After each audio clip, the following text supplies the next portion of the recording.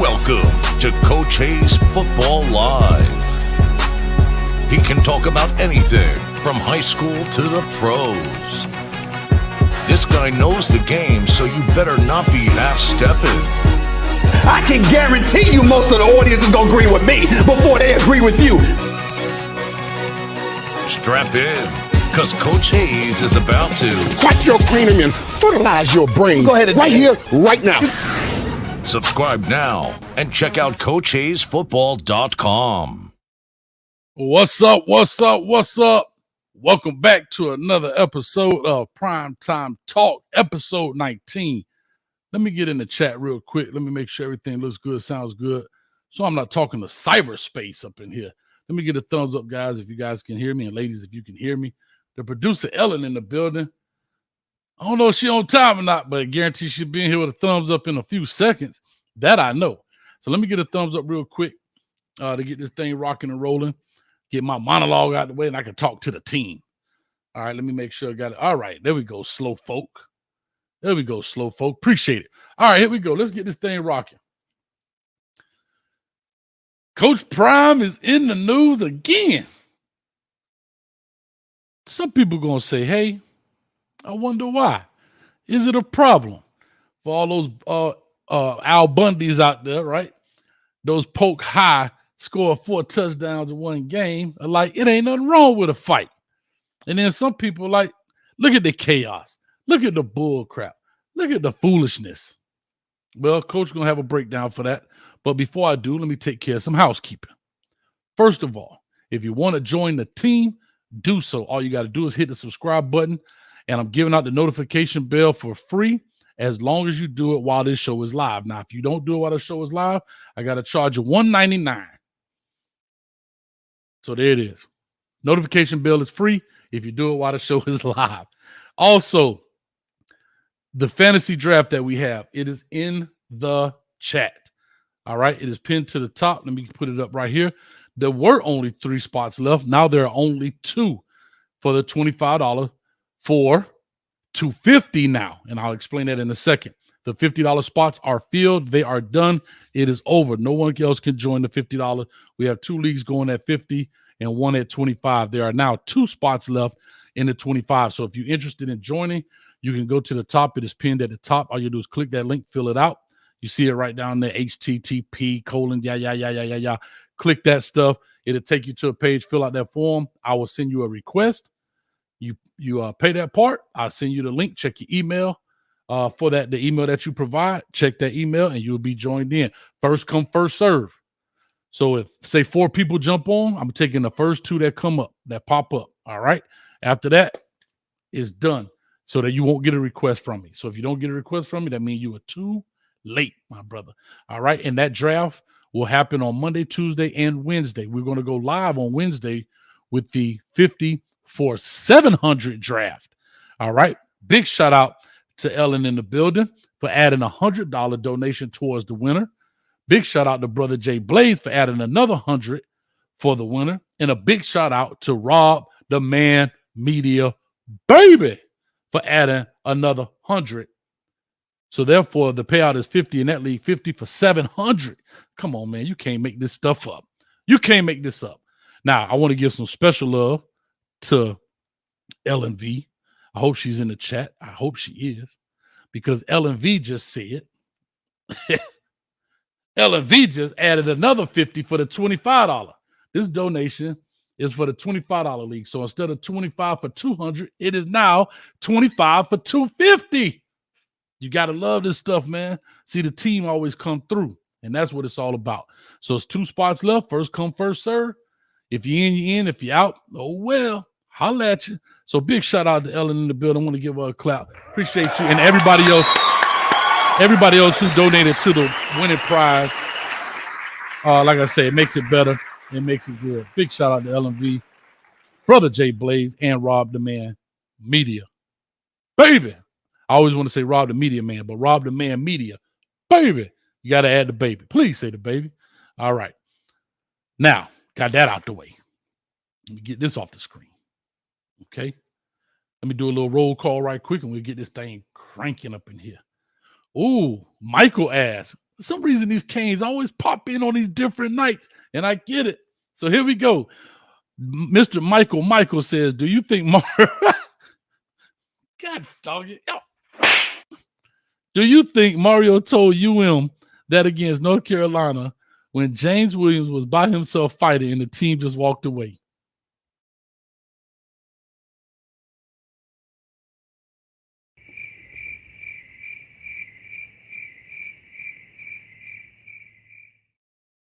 I'm going to leave that alone. I'm not touching it. I'll let you call in and talk about it. Google Man in the building. Let's go. Coach Prime, talk your ish. Google Man in the building. Uh-oh. Looks like we got a digital date going on. His lady Tanisha Barton in the building. We are here. Not sure if I say, here we go, or we come and laugh out loud. Just excited. Football is so close. Yeah, I appreciate it. Big shout out to the digital date, man. I'm like Chuck Woolery. We'll be back in 2 and 2. This is the love connection. Let's make it happen. Anyway, Panama City. Team fight, good thing. Say what, Cup? Hey. All right. Emotions only get you so far. All right, Burke Hayes. Might be my long-lost cousin or brother or something. Who knows? Roger Dodger was old players versus new players. That would be cool. But y'all love a UFC fight, don't you? Surfer Boy in the building. What's up with you? I'm going to pop through these quickly. 863 Kane. Well, Monday, it's over for you, 863. Shout out to 863 was our first draft, our first fantasy winner for year 1. But Coach Hayes took the belt year 2. Y'all ain't ready. All right. LP in the building. Let me see who else real quick. I can pop this deal in here. There she go. Sheila from Hampton. Sheila Hampton from Colorado, baby. All right. Sheila, I'm sorry. I be tripping sometimes. All right. Let me break down what I think. I'm sorry. Stop being messy, Coach Hayes Football. Courtney Joe is being respectful, and here you go. I'm sorry. I get messy. That's what they call me. And that's why I have on my Coach Hates shirt. Not Coach Hayes, but Coach Hates. Leave it like that. All right. Anyway, it's much love. You know I'm just teasing. Oh, Rob, I just gave you your love, man, for donating. And like I say, the 50 is full. I tried to give you the first one in the draft. It won't let me do it. But I don't think anybody's going to pick Shador. I'm not saying that as a negative, but I don't think anybody's going to pick Shador first. So you definitely should have him first pick in the draft. If not, man, you might have to pull some more money out and negotiate that thing. That's all I can tell you. Other than that, I don't know what to tell you. But anyway, Nassau in the building. What's up, boy? Studio One, baby. Soccer God. All right. Here we go. Here's my take on it. Are fights good for football in practice? Are fights good for football in practice? Yes and no. Just hear me out. Devil Dog, what's up with you, baby? Appreciate you. Thank you so much. Love your show. Go Gators. You know what you about to get, Gator. Get crap out of here, man. And shout out to Devil Dog. We got a venture coming. I'm not prepared to put it out yet, but we got something coming for all of you guys. I put it in the cane juice category. It's a liquid. It's a liquid. It helps you after a long night of cane juice. How about that? That'd be a good one. Or a Colorado concoction. Appreciate it. All right. Let me give him his love. Got to pop him up top. All right, here we go. Yes and no to a fight. Why do I say that? From a player's perspective, you want to protect your team at all costs. And I understand that. I've had fights in our practices and those type of things. And it shows that guys care. It shows that guys are invested. It shows that guys are not with the foolishness. Okay. However, let's flip it. From a coach's perspective, here's where it's bittersweet. Yes, you definitely want to see that dog come out your players. You want to see them fighting for each other through adversity or, in a game. Of course, you don't want to get the penalties and all of that good stuff and so forth. But you do want to see the attitude. I think that's a word that has not been used. We use the word dog, but you want to test the temperature, the attitude of your team, right? the mentality of your team. And when you start to see things like that, it shows that they care. They are here to protect. And if you watch that clip, the big 6'10" guy, Gerard Christian Lichstein, I believe, if I said his name, if I said it wrong, I apologize. But you guys know I'm talking about 6'10", where's number 69? The running back was going across the line. I believe number 31 was the safety, comes in, Miller Jones or Jones Miller, something to that effect. Kind of tossed him a little bit. 69, like, nah, player. Nah, we ain't having it. And I get it.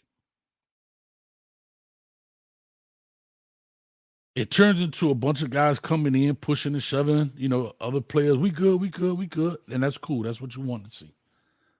At the end of it, Coach Prime comes in and he brings up the guys. It looks to be just the offensive side of it, not the entire team, but just the offensive side. And I guarantee he had more words to say to the team. We'll find out if that comes out on the well-off media or one of those outlets here in the near future, if they post that. But he brought those guys up and he had a concern in regards to some guys walking off from the fight. And he said, I don't want to see that. And when he said it, I agree.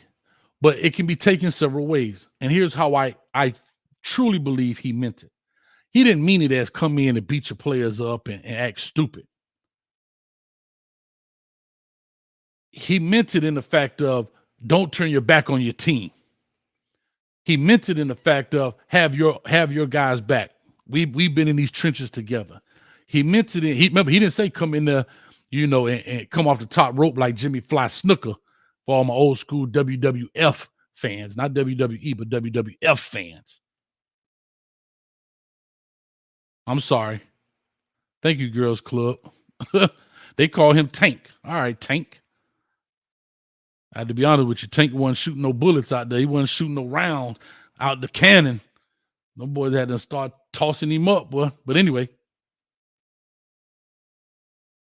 that's how I truly believe Coach Prime meant it in that effect. Scotty, what's up with you, baby? Shout out to you. If you slap someone, Coach, I'm slapping him. All right? I like it. Touch one, touch all.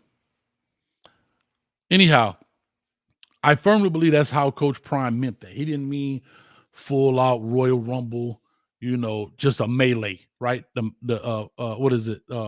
Malice in the Palace. Isn't that what it was called? Now I'll say Ricky the Dragon Steamboat, baby. What you know about the Von Erichs? Anyway, all right, stop, Hayes. Focus. Here's where it gets dicey. As a coach, not the players. Players are going to be players. As a coach, you do want to see that. However, at this level and any level, what you don't want is injury. And I have to say that. I know, coach, you soft. Yeah.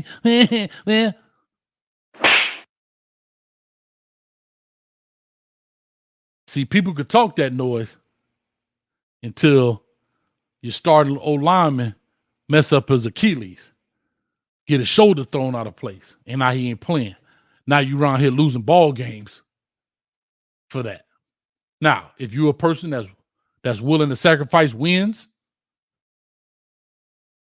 to prove your love in practice, then so be it. But I guarantee that's not what they want.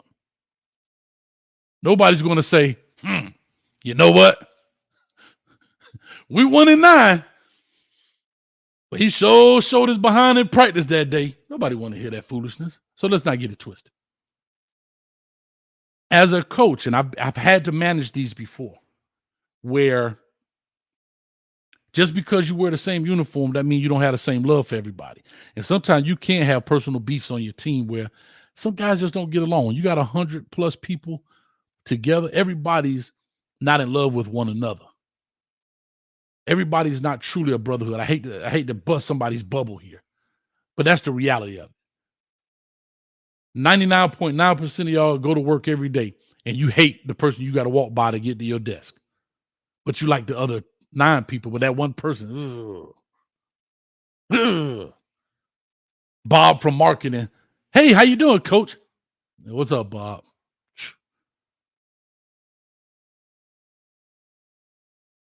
You wouldn't be happy if his retirement date came early. So I understand that. So back to what I was saying in regards to from a coach's perspective, coach's lens. You want to see that. But you have to make sure your other coaches know how to manage it. You want to jump in quick and kind of break it up. You want to see the rah-rah, but you want to get in, break it up as quick as possible because you don't want injury.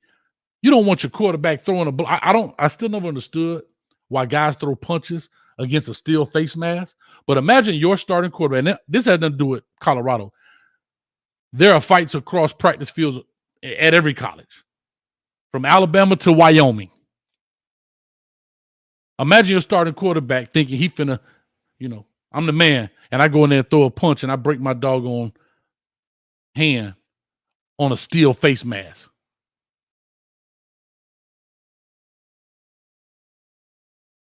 Now what? So I'm saying all that to say what coaches have to do. This is not a Coach Prime thing, but what coaches have to do. I love that Rob the Man Media. Baby. You need to put baby on your name. Baby. That's exactly what he's saying. We ride together, we die together. So I'm with that. Yes, that was his sentiment in saying what he said. Where coaches who have teams that are getting into it, they have to make sure they know how to manage that. You have to bring those two players in and make sure that's squashed. You can't let that fester because it is what it is, right? Offense versus defense. They're going to be in the locker room. Hey, boy, my man thumped you, boy. He had you up in the air, boy. And that's locker room talk, for lack of a better word. And some guys can't handle that. And they feel like they keep getting tried and keep getting tried and keep getting tried. And then the next practice, it comes out. And it's another rumble in the jungle. And the next practice is another and another. And it just keeps snowballing. So what Coach Prime and most coaches will do is make sure once they're done with practice, they'll bring those guys in the office, have a conversation. Y'all good? Yeah, we good, baby. Hey, y'all clap it up. Boom. That's how you manage that kind of stuff. See, a lot of people are not talking about the management of fights in practice. When they happen, we all understand that. It's a combat sport. It's a gladiator deal. But as the coach, you have to be able to manage that. Because what you don't want to do is sacrifice a season because you just let it fester and you let it boil and boil and boil, and eventually it explodes.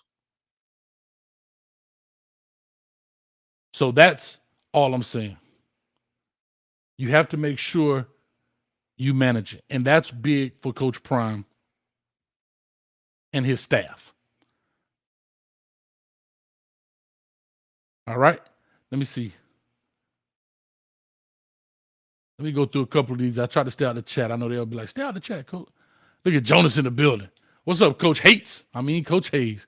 Hey, baby, you call me whatever you want. Just don't call me collect because I ain't answering. Brother Jay says, Prime got other coaches to support.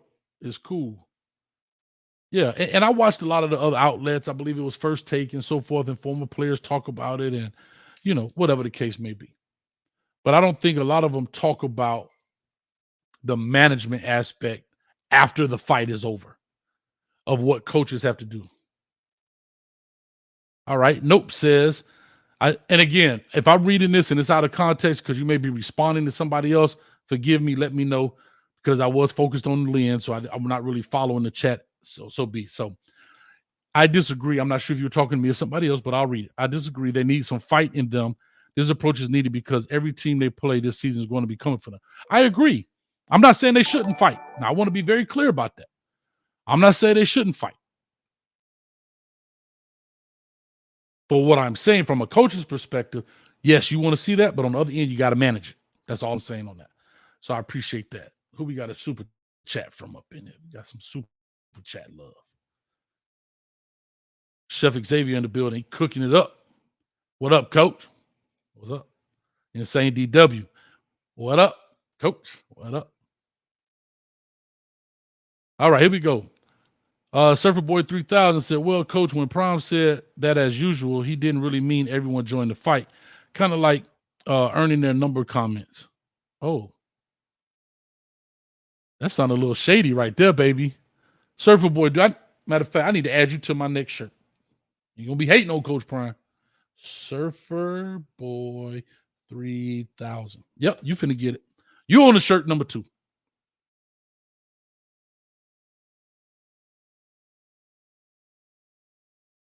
All right, here we go. Frankie Davis. There you go, assuming what happened after the flight. You don't know. The flight 2 days in a row. They fight.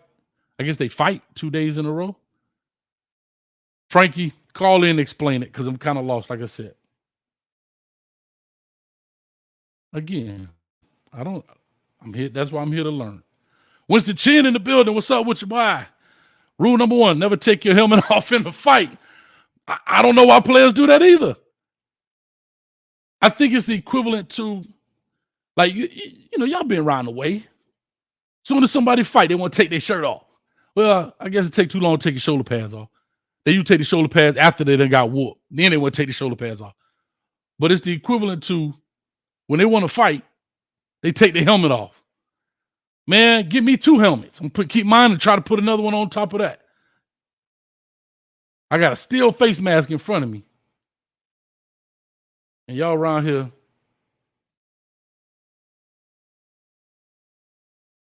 Y'all around here taking your helmets off. Winston Chin, appreciate you, baby. Hope all is well with you, man. Let me see here. Are we having a town hall meeting on something that happens every day on the football field? Yeah, man, it's content, baby. Guys, y'all got it's the off season. What you want to talk about, Jonas? When you call in, tell me what else you want to talk about. Because you know the conversation gonna go left eventually. Anyway, we're gonna end up talking about TCU. We're gonna end up talking about the 450-pound dude they got over there. We're gonna end up talking about how Shador is the Heisman winner. We're gonna end up talking about how Jimmy Horn gonna have 1,000 yards in the first 3 games. You know, so it is what it is. I get it. Mac Entertainment, what's up with you? Ellen, I let everybody know you's a hot girl in the streets, Ellen. You's a hot girl in the streets. You donating out there, Ellen. There she go. 50 to the $25 lead. Stay off a girl now. The producer in the building. Anyway.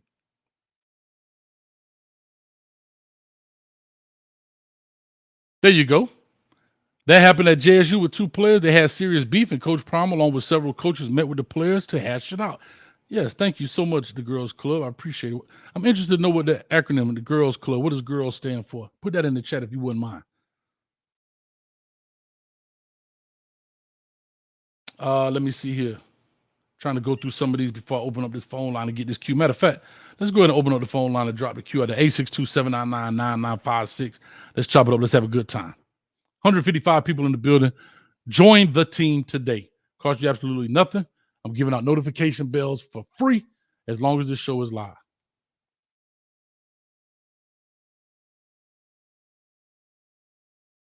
LP, they put out content. I'm sorry, y'all don't understand. They put out content for us to talk about. Come on now. Yeah, man, it's cool. Coach Prime makes too many wild comments when the cameras are on, then calls it a misunderstanding. Mr. JR? Or Mr. JR? Yeah, I don't know why I always say Mr. JR. Me, JR. Coach can't read. Mr. Dykes in the building. What's up with you, baby? I got to call you, man. We got to talk. But I got some nice 8 and 10 pointers on that camera, man. Huh? They talk about football season, but them real G's know that hunting season around the corner. I need to call you, Mr. Dykes. Much love to you, man. All right. Sheila in the building. She says conflict. One of the guys eventually left the team. Okay. Got to explain that a little bit more, too. At Coach Hayes, I'm sponsor another league. I don't know what that means.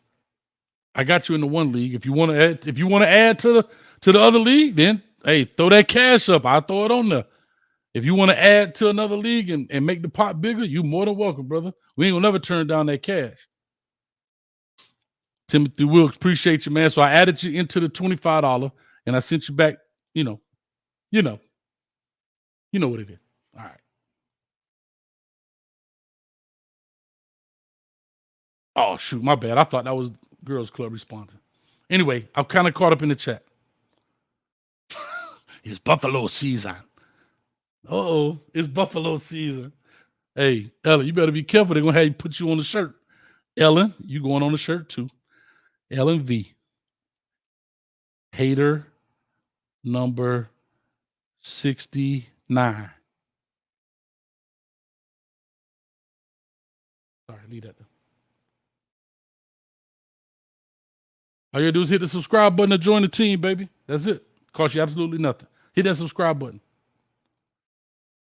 Girls, all right. Gifted, intelligent, responsible ladies, a team program I had years ago. I never changed the name. I love it. I hate to say that. I hate this. You got your reason for why you're doing it, but you say you had years ago as past tense. I hate to see that it's gone away. Hopefully you're doing something else different, but I do appreciate that. Awesome.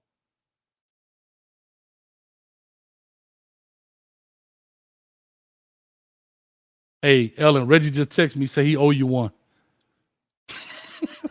69, I owe you one. Oh, God, I killed myself.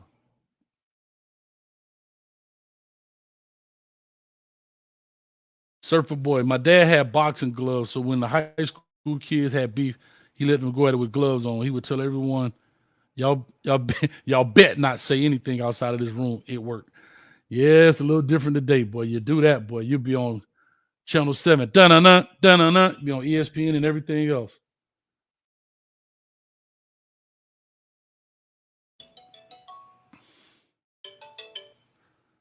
Jay, I'm live. I'll call you back.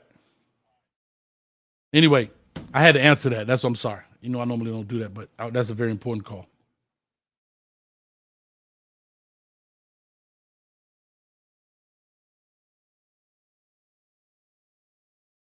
Anyway, go ahead and call in 862-799-9956. Go ahead and give us a call. Let's start chopping it up. Let's start talking. What are your thoughts on it? Do you think that this helps the team, hurts the team? I'm talking about Colorado. Helps the team or hurt the team? And what do you think it did for them? That's all I want to put out there as I read the rest of these comments.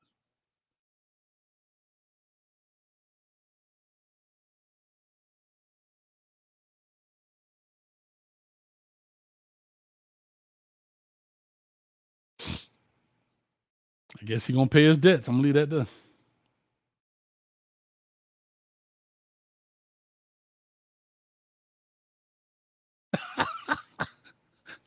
I gonna be smoking some bison brisket, boy. Hey, Devil Dog, easy.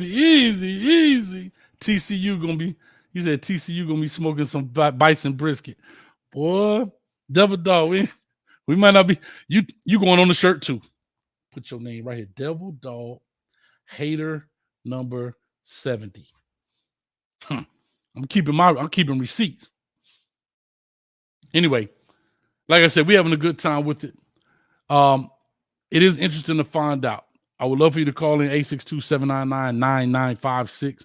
Let's talk about it in that sense. No, I did not hear. Somebody asked me, did I hear something about Matt, Coach Hayes, I think you and Uncle Neely should do a stream one day. It'll be dope. He knows the game just like you. Hey, man, that'd be great. I'll reach out to him. You guys could reach out to him.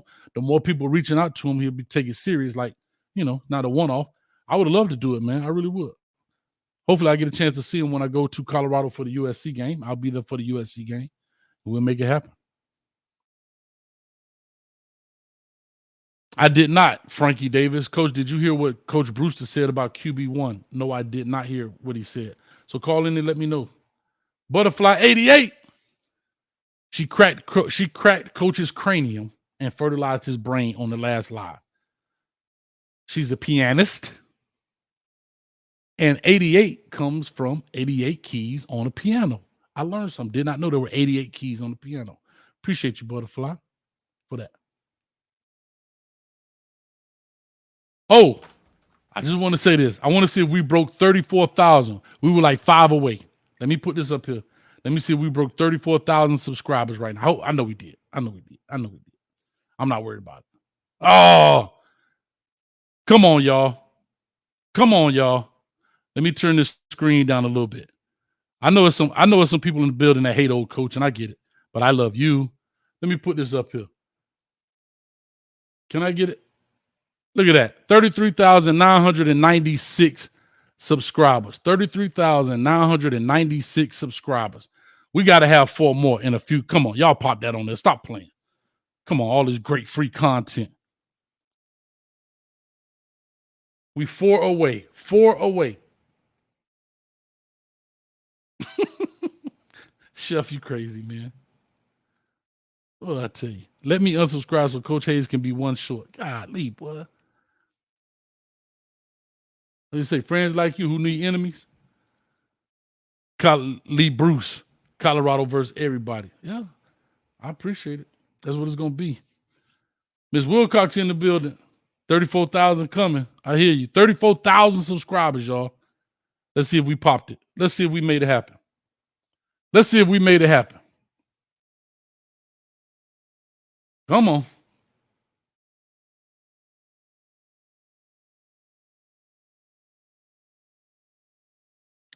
We had 98. Come on, 2 more people, y'all. Don't be scared to be great. 2 more people.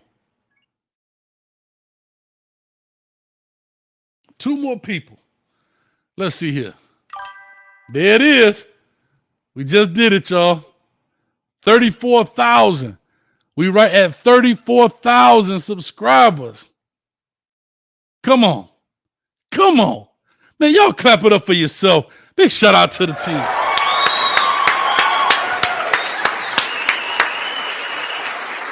$34,000 subscribers. Listen, let me tell y'all something. When I got 10,000 subscribers, I said I was going to run a 10K, and I did that. I ran a 10K. It took me literally like 20 seconds, under 2 hours to run a 10K. I got the video on my I have the video on my channel. You can check it out. Just write Coach Hayes 10K, and you'll see that foolishness. Man, legs feel like spaghetti noodles, but I did it. Anyway, 10,000 subscribers. We ran a 10K. 34,000 subscribers. We're just gonna go for 35,000. That's all we're doing right now. That's the best I can tell you. Anyway, we got a call on the line, 5454. Call or talk to us. Give us your name, where you calling from. What's your thoughts on this scuffle? This T Wills, man. T Wilkes, what's up with you, man? Hey, I appreciate you, man. Oh yeah.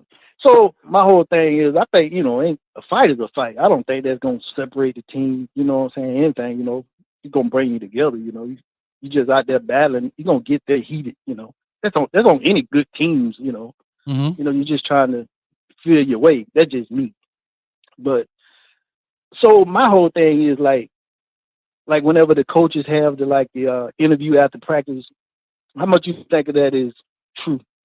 Say that 100% truthful about when they talking? The interviews after practice?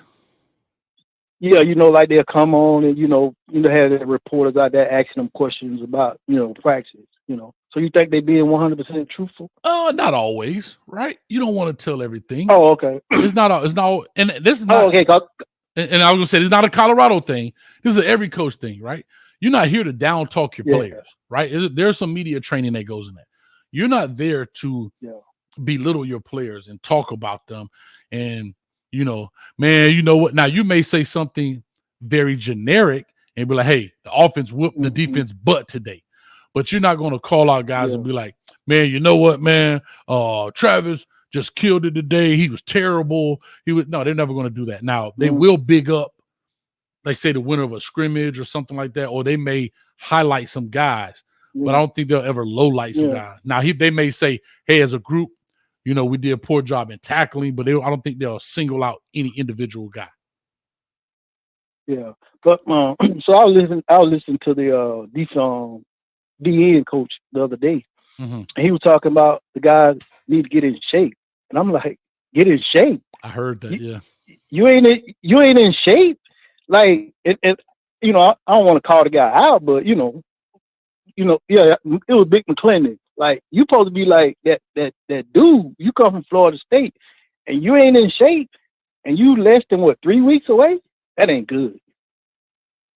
No, like, well, yeah, you're right. To me, it's like, to me, it's like, don't get the big head because I brought you here, but man, it's like you got to be in shape if you gonna, you know what I'm saying, get ready to go up against TCU, because TCU, they coming for your head. And if you can't get to that quarterback, we got problems. I agree. That's my only. I agree. Nassau, 6.2 miles. Nassau, just let you know. Anyway, I had somebody that questioned my 10K running ability. Y'all better stop playing. Hey, T, let me tell you something, T. Yeah. Coach was getting that thing. I came in last, but I ain't quit. Boy, you talking about, boy. Whew. Man, it was tough out there. Ain't nothing wrong with that. But, that's just my thing on, it's like, if these guys ain't in shape and we this close to getting ready to kick it off, you're going to have some problems on that defense because, they're going to be coming at you. And like I said, you're going to be running that offense like high speed. And I seen this with Tennessee. I'm a Tennessee fan. We ran that high speed offense, the defense right back out there, and everybody and teams were putting back points on you. So you're going to have to be able to be in shape to keep up, you know what I'm saying? So you that's bring my up a only good. gripe. If you ain't in shape, you finna have problems. Yeah, and to your point, T. Wilkes, that's a great point. A lot of people think when they see these fast-paced offenses that's great, and it is. Here's the problem, and I brought this up on a couple of shows.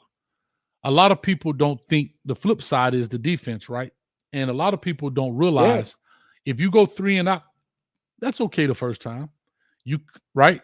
Yeah. Then the defense was out on a 10-play drive, 12-play drive, punt, come back, go 3 and out. Now they're on another 10-play, 12-play drive, right? You go back out there, 3 and out. Yeah. So now you think about it. You have run on offense, you've only run 9 plays.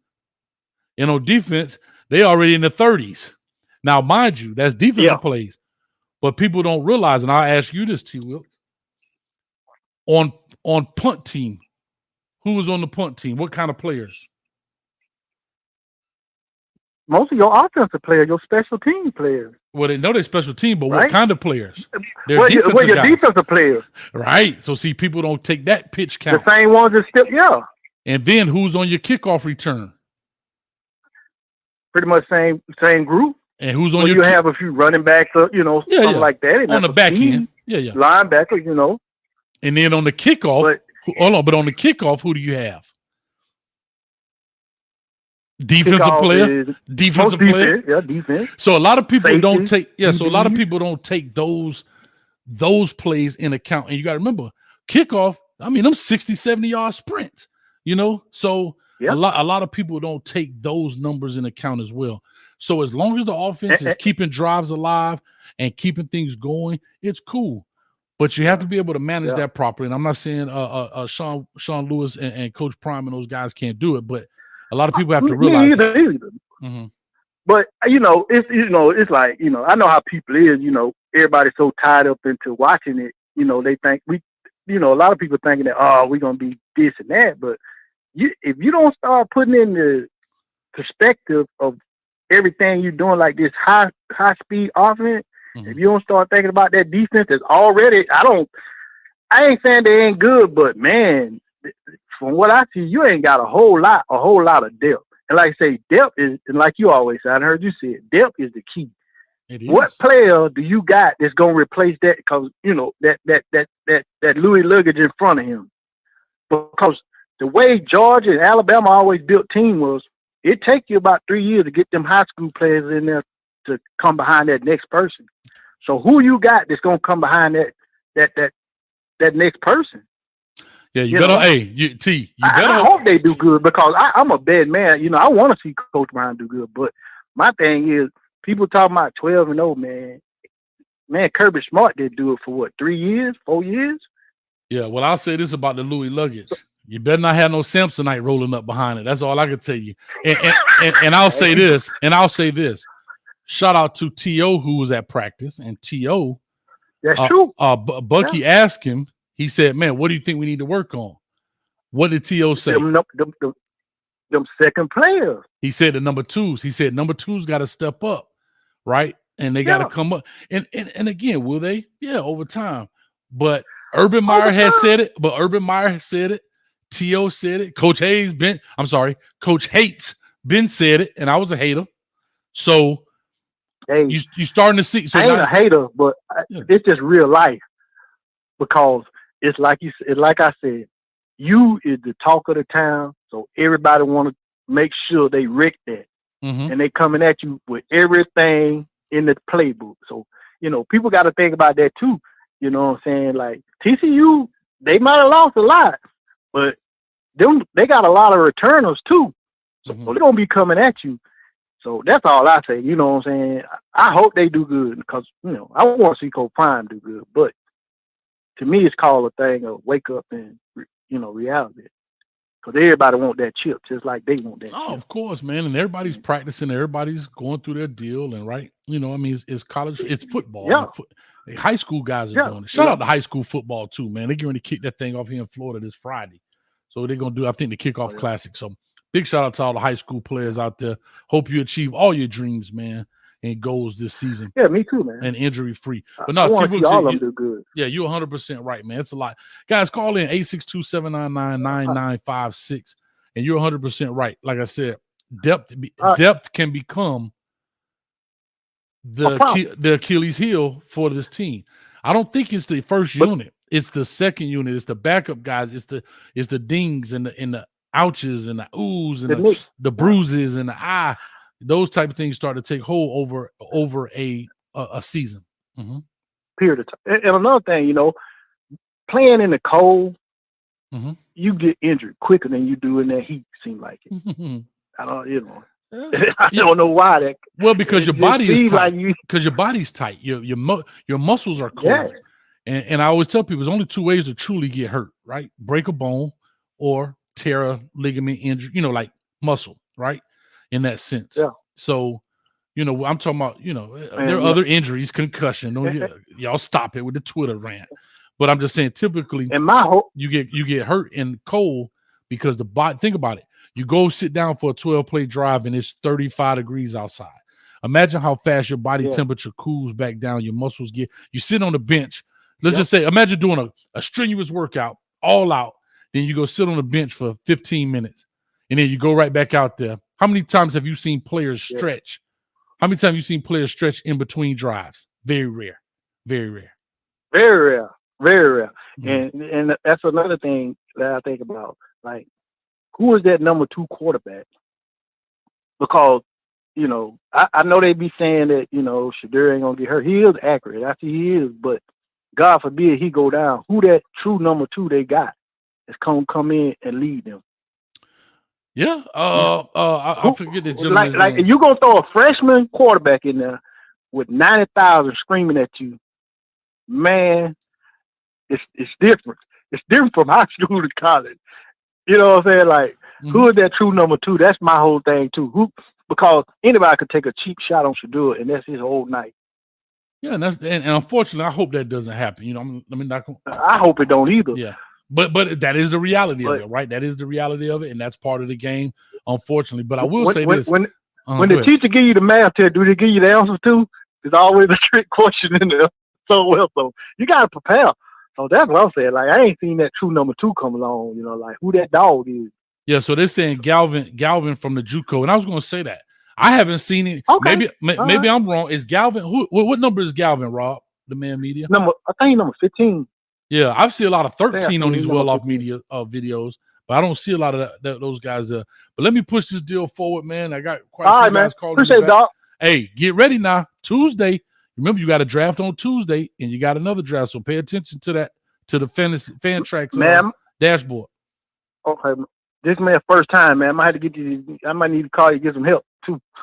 Oh yeah, I'll help you. Draft everything from the bottom up. Yeah, don't start from the top. Don't get the top players. Get all the bottom players. That's who you want to draft, because those guys can show out. All right. So get the guy that's like ranked 499, 498. Them the guys you want. Yeah. Okay. All right, man. All right. Appreciate it, Coach. Anytime, brother. All right, big shout out to T. Wilkes, man, in the building. Let me get to the next call. 8958. Caller talking to you. 8958. Caller talk to us. Give us your name. Where you calling from? Oh, my name is Rady Chris. I'm from Oregon. So Oregon. just chucking in on you, brother. All right. Appreciate it, man. Yeah. Calling in about Deion. I'm from California, actually, but I currently live in Oregon.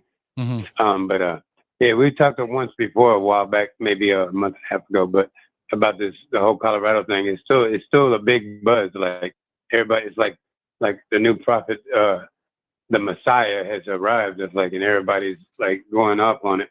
He'll be successful. Like I said before, 7-5, 6-6 is what I'm looking at. Okay. Because the depth problem, and you're going to have injuries throughout the season, so that, you can't expect young kids to come in. You're going to have to reserve all your players, like rookie players, to come in, freshmen and stuff like that, to play right away, because you don't have that availability of veteran backups. Like, back in the day when the Miami Canes next man up type routine back in the 90s, like, one man go down, the next man's he's a 5-star too. See, they keep on rolling in. See, that's how Alabama does it. That's how Georgia does it. That's how, Deion, you cannot cheat. You cannot cheat the game of college football. You have to, like Phil Jackson said one thing that was very interesting. He says, if you depend on rookie basketball players to save your basketball team, you're not ready for a championship run yet. That's true. See, Lincoln Riley is smart. Mm-hmm. He's getting guys that's been in the systems already. Mm-hmm. You know what I'm saying? Now, the only problem with his way of thinking is how much interest does he have on defense? Is he going to be more passionate this year than last year? Because last year looked like Oklahoma's shit when it came to the defensive side of the ball. It looked like the same old Oklahoma shit. Mm-hmm. But we're going to see when we brought Barry Alexander over from Georgia. I think he's going to be a beast. He's one of those next man up guys down in Georgia. Mm-hmm. But we plucked him. Mm. It's like, you see, I'm old school when it comes to this way of thinking. It's like the defense is going to be more physical this year, I believe. I think it's going to be more physical. It has to be. It cannot be this finesse style of football. It cannot maintain it. And you're talking about Colorado, correct? So I was talking about USC with the veterans compared to what Deion's going to have to rely to. Okay, I missed when players like his team get hurt, and he had to put in young players. You know what I'm saying? Mm-hmm. No, I agree. Players. I agree with that. I agree with that. Yeah, like I said, I mean, you got to be strategic, man. They got to play, and I think they'll be fine. I really do. I really think. Yeah. I think Colorado will be okay. You get burned as a young player, that's good for your future growth. So yeah, but to go 12-0, that's with the lack of depth. That's I don't know about that. Well, I'll say this. I will say this. I talked to. They get one shot at USC this year in Boulder. So I say, you know what? You got one shot. I tell Colorado fans, I'm a good sport about it. You got one shot to do this because everybody's splitting up after this. So. Okay. Well, I'll say this. I will say this. Matter of fact, Tony DePaul, boss in the building. I think he's the one called in. I may be wrong, Tony. I apologize. But I said I would no longer say 12-0, and I would say 9-3. I think that's where a lot of people. I think a lot of people. Shedeur Sanders, if he stay healthy for the whole year, yes, I agree. They can probably win more. Yeah. Yeah, but what I was saying was, I'm no longer going to say 12-0. I'm going to say 9-3. Because they said 9-3. Because they said 9-3. That's fair. Yeah, but they said 9-3 is was I believe they felt they felt that to be reasonable. I think that's very feasible considering. Yeah, that's very feasible to win 9 games. Mm-hmm. Yeah, if health, you got to be healthy though, because you can't afford to dip into the bag early in the season. You have to play reserves. Right off, the bat after week 2 or week 3, you know what I mean? So you have to maintain a stability of continuity with your football team from week 1 to at least week 6 or 7. Mm-hmm. Hopefully that you don't have to bang a load of injuries by then. That's the key. I got you. Health. You know what I'm saying? Health for anybody, actually. I mean, but what's different between his current circumstance and everybody else, they have depth.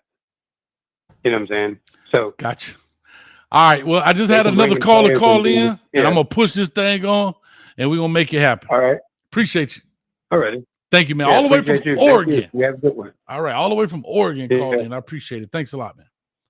All right, real quick. No problem. All right, thank you, brother. All the way. All right, calling. They just hung up. Whoever just called in just hung up. Anyway, Tanisha, you said when we gonna have an argument. Well, here it is. Friends, every single team will have injuries. I'm so confused why we only use that argument against CU. Dun, dun, dun, dun. Hold up, let me start down here. Here comes the Coach Hate shirt. Here comes the Coach Hate shirt. Here comes the Coach Hate shirt. Bum, bum, bum, bum. Well, Tanisha, you know I love you like a play cousin. But when I said that, everybody said I was a hater. When I asked coaches, when I asked about the shoelace, old school told me not to talk about shoelaces anymore because I say break a shoelace. I don't like to put injuries on players. That's just my thing. That's all you talk about. This old school. All you talk about is shoelaces. Shoelaces. Well, when I brought that up, everybody's saying ain't nobody getting hurt. What do you mean get hurt? Nobody gonna get hurt. And I have video footage of that. So what happens if this? You always talking about what if, coach. You always saying what if. Well, coaches live in the what if world. So you want to box it out, Tanisha? You want to get on here? Call on in. I'll skip you to the front of the line. Anyway, dang, she already called in. Golly. She's already called in. Oh, this is going to get ugly. Hello? First of all, I have time today, apparently. Hold up. You got time. Hold on. You got time? I got time. Watch this. Because I'm going to keep it G real. I don't f with you because you disrespecting me. You disrespect my hood by telling me take off my flag, asking how gangster I was. You lucky on that day I was acting cool because I told you I ain't got time for that. But today I got time. What's up? I got time, Tanisha. I'm just playing. I'm just playing. So first of all, my comment wasn't directed towards you because I know that you understand what's going on. I guess my issue comes in when people call in and they're like, well, I don't think you can do that because what if somebody gets hurt? Or what if somebody does get hurt? And what if TCU's quarterback goes down? What if Caleb Williams has another injury like he did last year? Mm-hmm. What if Utah's quarterback gets knocked out? Like, we don't know. We're literally all guessing. True story. We're guessing and we're hoping for the best, but I feel like CU fans are like, yeah, okay, if somebody does get hurt, because we know our roster and we know who our backups are, we're thinking, okay, we'll be able to recover because plug in X player. Okay, plug in this. Now, do we lack depth? Of course we do. Could it be better? Of course it can. But I think it's a one-sided argument when we're like, oh, well, what if Shedeur gets hurt? First of all, can we stop saying that? Can we stop putting that into the atmosphere? Can we dial that back and not target our quarterback? Like, target somebody else's quarterback. And so that's the first thing. And then the second thing is the schedule in the season is grueling and hard for every single team that's going to play this year.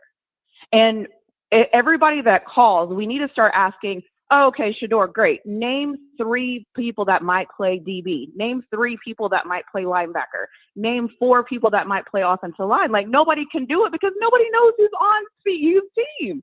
They're just all calling, trying to say, what if somebody gets hurt? Like, come up with another argument. That's all I'm saying. Just have another point.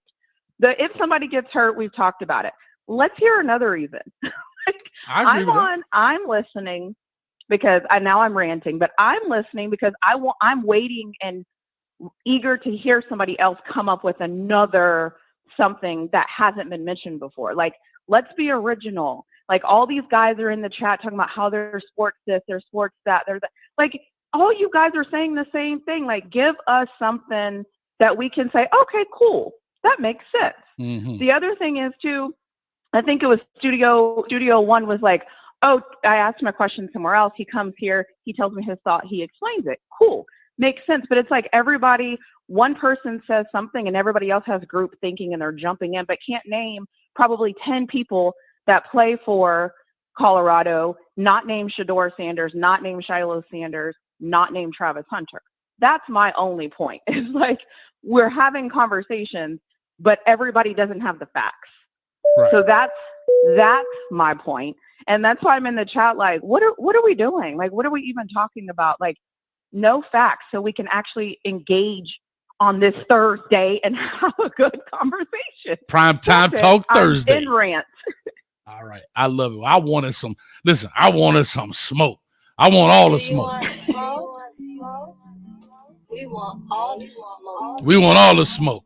But anyway, I understand. I'm just teasing you. Well, I appreciate it. Yeah. Anyways, I'm gonna get off your line because nobody wants to hear me complaining this whole time. But I just wanted to call in and say, if we're going to state why Colorado can't win and you're going to blame it on something that can happen to both teams, your argument is invalid. That's not an actual good argument because it can happen to either one of us. But if you're going to say, like, I don't like the way Shiloh Sanders turns his hips and rotates and he okay, that's something that, we need to work on. But you saying injuries, like, what does that even mean? Right. Like, it's always a possibility. I totally get it. Anyways, I'm done. You all good. Okay, bye. Appreciate you. Thank you. All right, I'm going to 38-33 here in 2 seconds. We got quite a few people here in the queue. So please, let's respect the 2 minutes. Normally, I'll talk a little longer because Coach like to talk. Ellen be in my ear all the time talking about, Coach, hang up. Coach, land the plane. Coach, you're doing too much. So when you hear please finish your last point so I can push on. We got quite a few. I'm up to 14 people in there. So I don't want to have to, if you understands me. All right. Anyway, let's make it happen. 38-33 coming to you now. Call or talk to us. Give us your name, where you calling from. You talking to me, Coach? Hello? Yeah, I'm talking to you, bro. I'm sorry. Go ahead. How you doing, Coach? I'm good. Talk to me, man. What's your name? Pesos, man. Pesos McFader, man. I'll be seeing you in the chat. All right. You say you was going to call in, talk to us. You got 2 minutes. Something on your mind, let it off. Yeah, all right, Coach. Yeah, Coach. I'm here to talk to all the delusional fans that be hating on Colorado because they don't know what's going on. They don't watch the well-off media, reach the people, the pregame show. Like, people that really watch the team, we know what's going on. You know what I mean? People don't know who's the second quarterback. Gavin Code is the second quarterback. You understand? Okay. They have a great offensive line. We don't got to worry about them protecting Shedeur. You know what I mean? The only problem with the Buffs is their defensive tackle is they don't got a lot of defensive tackles. You know what I mean? That's the only problem with this team. And their corners are pretty young, besides Travis Hunter. You know what I mean? But at the end of the day, to all these delusional fans that really like preying on their downfall, or what happened, Shedeur gets hurt, what happened, this person get hurt. That's part of the game. People get hurt. You know what I mean? So the same way you prey on their downfall is the same thing that can happen to Oregon, USC, Utah. So anything can happen. It's a long season. You know what I mean? We got 13 weeks of football. So there's a lot about to happen. You know what I mean? Definitely. So my theory is this. I believe that if Colorado beats TCU, they will start the season 3-0 because they're going to be Nebraska and they're going to be Colorado State. Their real true test to me is going to be Oregon and USC. And if they beat those two teams, the whole nation is scared now. They don't know what to do. I can agree with that. Now, I will agree with that. If they knock off Oregon and I can agree with that 100%. If they knock off Oregon and USC with the teams that they had last year and what they're coming back with, I'm talking about Oregon and USC coming back with, I'll be damn you could put a bronze statue up of Prime right now in the middle of the season. That's a fact. But the problem is people are scared that if that happens, what's going to happen with recruiting and all that, because all the recruits are going to see that Colorado might be ranked top 10 if they do beat Oregon, if they do beat USC. You understand? So I just wanted to say that to all your delusional fans, y'all got to know what's going on. You know what I mean? At least find out more about the team, watch videos, the YouTube videos, and then, talk your shit. But at the end of the day, don't just be talking out your ass about what's going to happen if this happens, what happens. That can happen to anybody. It's a long season of football, and I really want to see what's going to happen this year. But I'm a big Buffs fan. I'm rooting for Prime. I'm rooting for everybody this year. But I'm just saying, though, like, everybody that's delusional, that don't know what's going on, Stop talking out your ass. That's the only thing I got to say. You know what I mean, Coach? Yeah, can I ask a quick question? I know I said stick to the buzzer, but I do want to ask a question. No problem. You sound like you're from New York, no? I'm definitely from New York. You already know I'm from New York. From New York, son. So prior to Prime coming to Colorado, nothing wrong with you being a Colorado fan. Who were you a fan of prior to Coach Prime getting into college football? Okay, I'm a BWB. I'm a bandwagon buff. I'm not gonna lie. Oh, I'm a big Deion fan. I've been watching Deion all my life. To be honest, I'm a Georgia fan. Okay. And I'm not no bandwagon Georgia fan. I've been a Georgia fan since like 1999. I'm only 37 years old, so it's not like I'm the oldest person in the world. But at the end of the day, all I'm saying is this: I was a Georgia fan before the championships and all that. When I was watching Georgia, they had Sean Green quarterbacking. We had a couple of the DJ Shockley. I'm a real Georgia fan. I get it. No, I'm not questioning. I'm just asking because I know like there's nothing wrong if you said, "Listen, man, I'm from Colorado, went to Colorado. I'm from New York," and that's fine. I'm just asking because, like I said, including myself, I'm not a Colorado fan. I've always said I'm a Coach Prime fan. I do want to see Coach Prime succeed. And you know what I mean? And so it's nothing wrong with being what you call a bandwagon. What you call a BWB? Bandwagon buff. BWB, man. Bandwagon buff, man. Nothing wrong with that. And I'm going to be very honest. I strategically call this show Prime Time Talk. Because I want to talk about Prime. I have to say I'm not a Colorado fan. I'm a fan of Coach Prime, and he's at Colorado. Just like saying people are LeBron fans, and they kind of follow him team to team. But I got to push on because I got a lot of people, brother. But you're more than welcome to call back in and jump back in the queue. You're more than welcome. All right, thank you. Thank you, brother. All right, man. All the way from NY, son. Appreciate it, man. All right, going to the next caller here, 6406. 6406. Caller, talk to us. Give us your name, where you calling from. What's going on, Coach? It's Tony the Pod Boss. Tony the Pod Boss. What's up with you, baby? What's going on? I feel like, y'all know I'm definitely a Colorado fan. Well, a Coach Prime fan. But I felt like being a disruptor tonight for the sake of content, playing devil's advocate. So I understand why Coach Prime did it. You know, it's all about, culture and standard and fighting for your brothers. But on the other side, playing devil's advocate, they really don't have the depth. You look at, all the injuries that continue to pop up on this team. Jordan Dominic, this is a guy who was one of the big, defensive ends, big star defensive ends. I think he had about 7 sacks in the SEC last year. He's not even in pads right now. So he has an undisclosed injury that nobody's talking about. He doesn't even have a yellow jersey on. He has no pads at all on the sideline. You look at, that running back, Alton McCaskill. He's getting all these preseason award lists, but he still has a yellow jersey on. The big star linebacker that they're talking about, DeMoy Kennedy, that came from Alabama. He has a yellow jersey on. These are injury-prone players. When you look at the defensive front, Leonard Payne, his issue when he was at Fresno State was he was injury-prone. So injuries are, a bit of a concern here. And not only that, I think part of why Coach Prime said that was because I think around this time you kind of get an idea of who's going to be where on the depth sheet. And I think you start to see, guys giving up mentally right now because they don't see themselves moving up, or they transfer and they're like, I'm not getting the time that I want. So I think that is a bit of concern. And then you look at today on Well Off Media, they showed another team fight. So at some point you do need to reel it back in and let guys know, hey, we're starting to get a lot of team fights. And that's not, the message that I was sending behind it. So that can be a concern. Then you go over to, T.O., they asked T.O., what do you think, could be better with this team?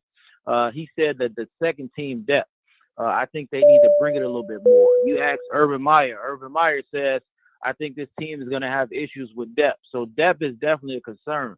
So to play devil's advocate, I think he, at some point, definitely needs to reel it back in because the guys are getting the wrong message from this.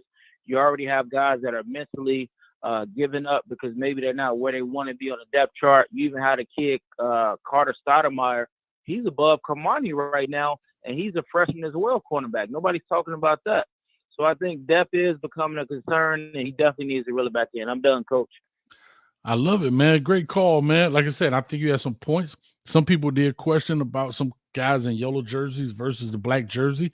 I personally haven't seen DeMoy Kennedy in a yellow one, but he may very well be. So many of those videos come out. I can't watch, coach got other things. Like I got a job, like and stuff. So it's hard for me to watch, well off media and Uncle Neely and all of these the pregame show and all of these different outlets. And with all of got a lot of other things going as well. So I do rely on you all for some information.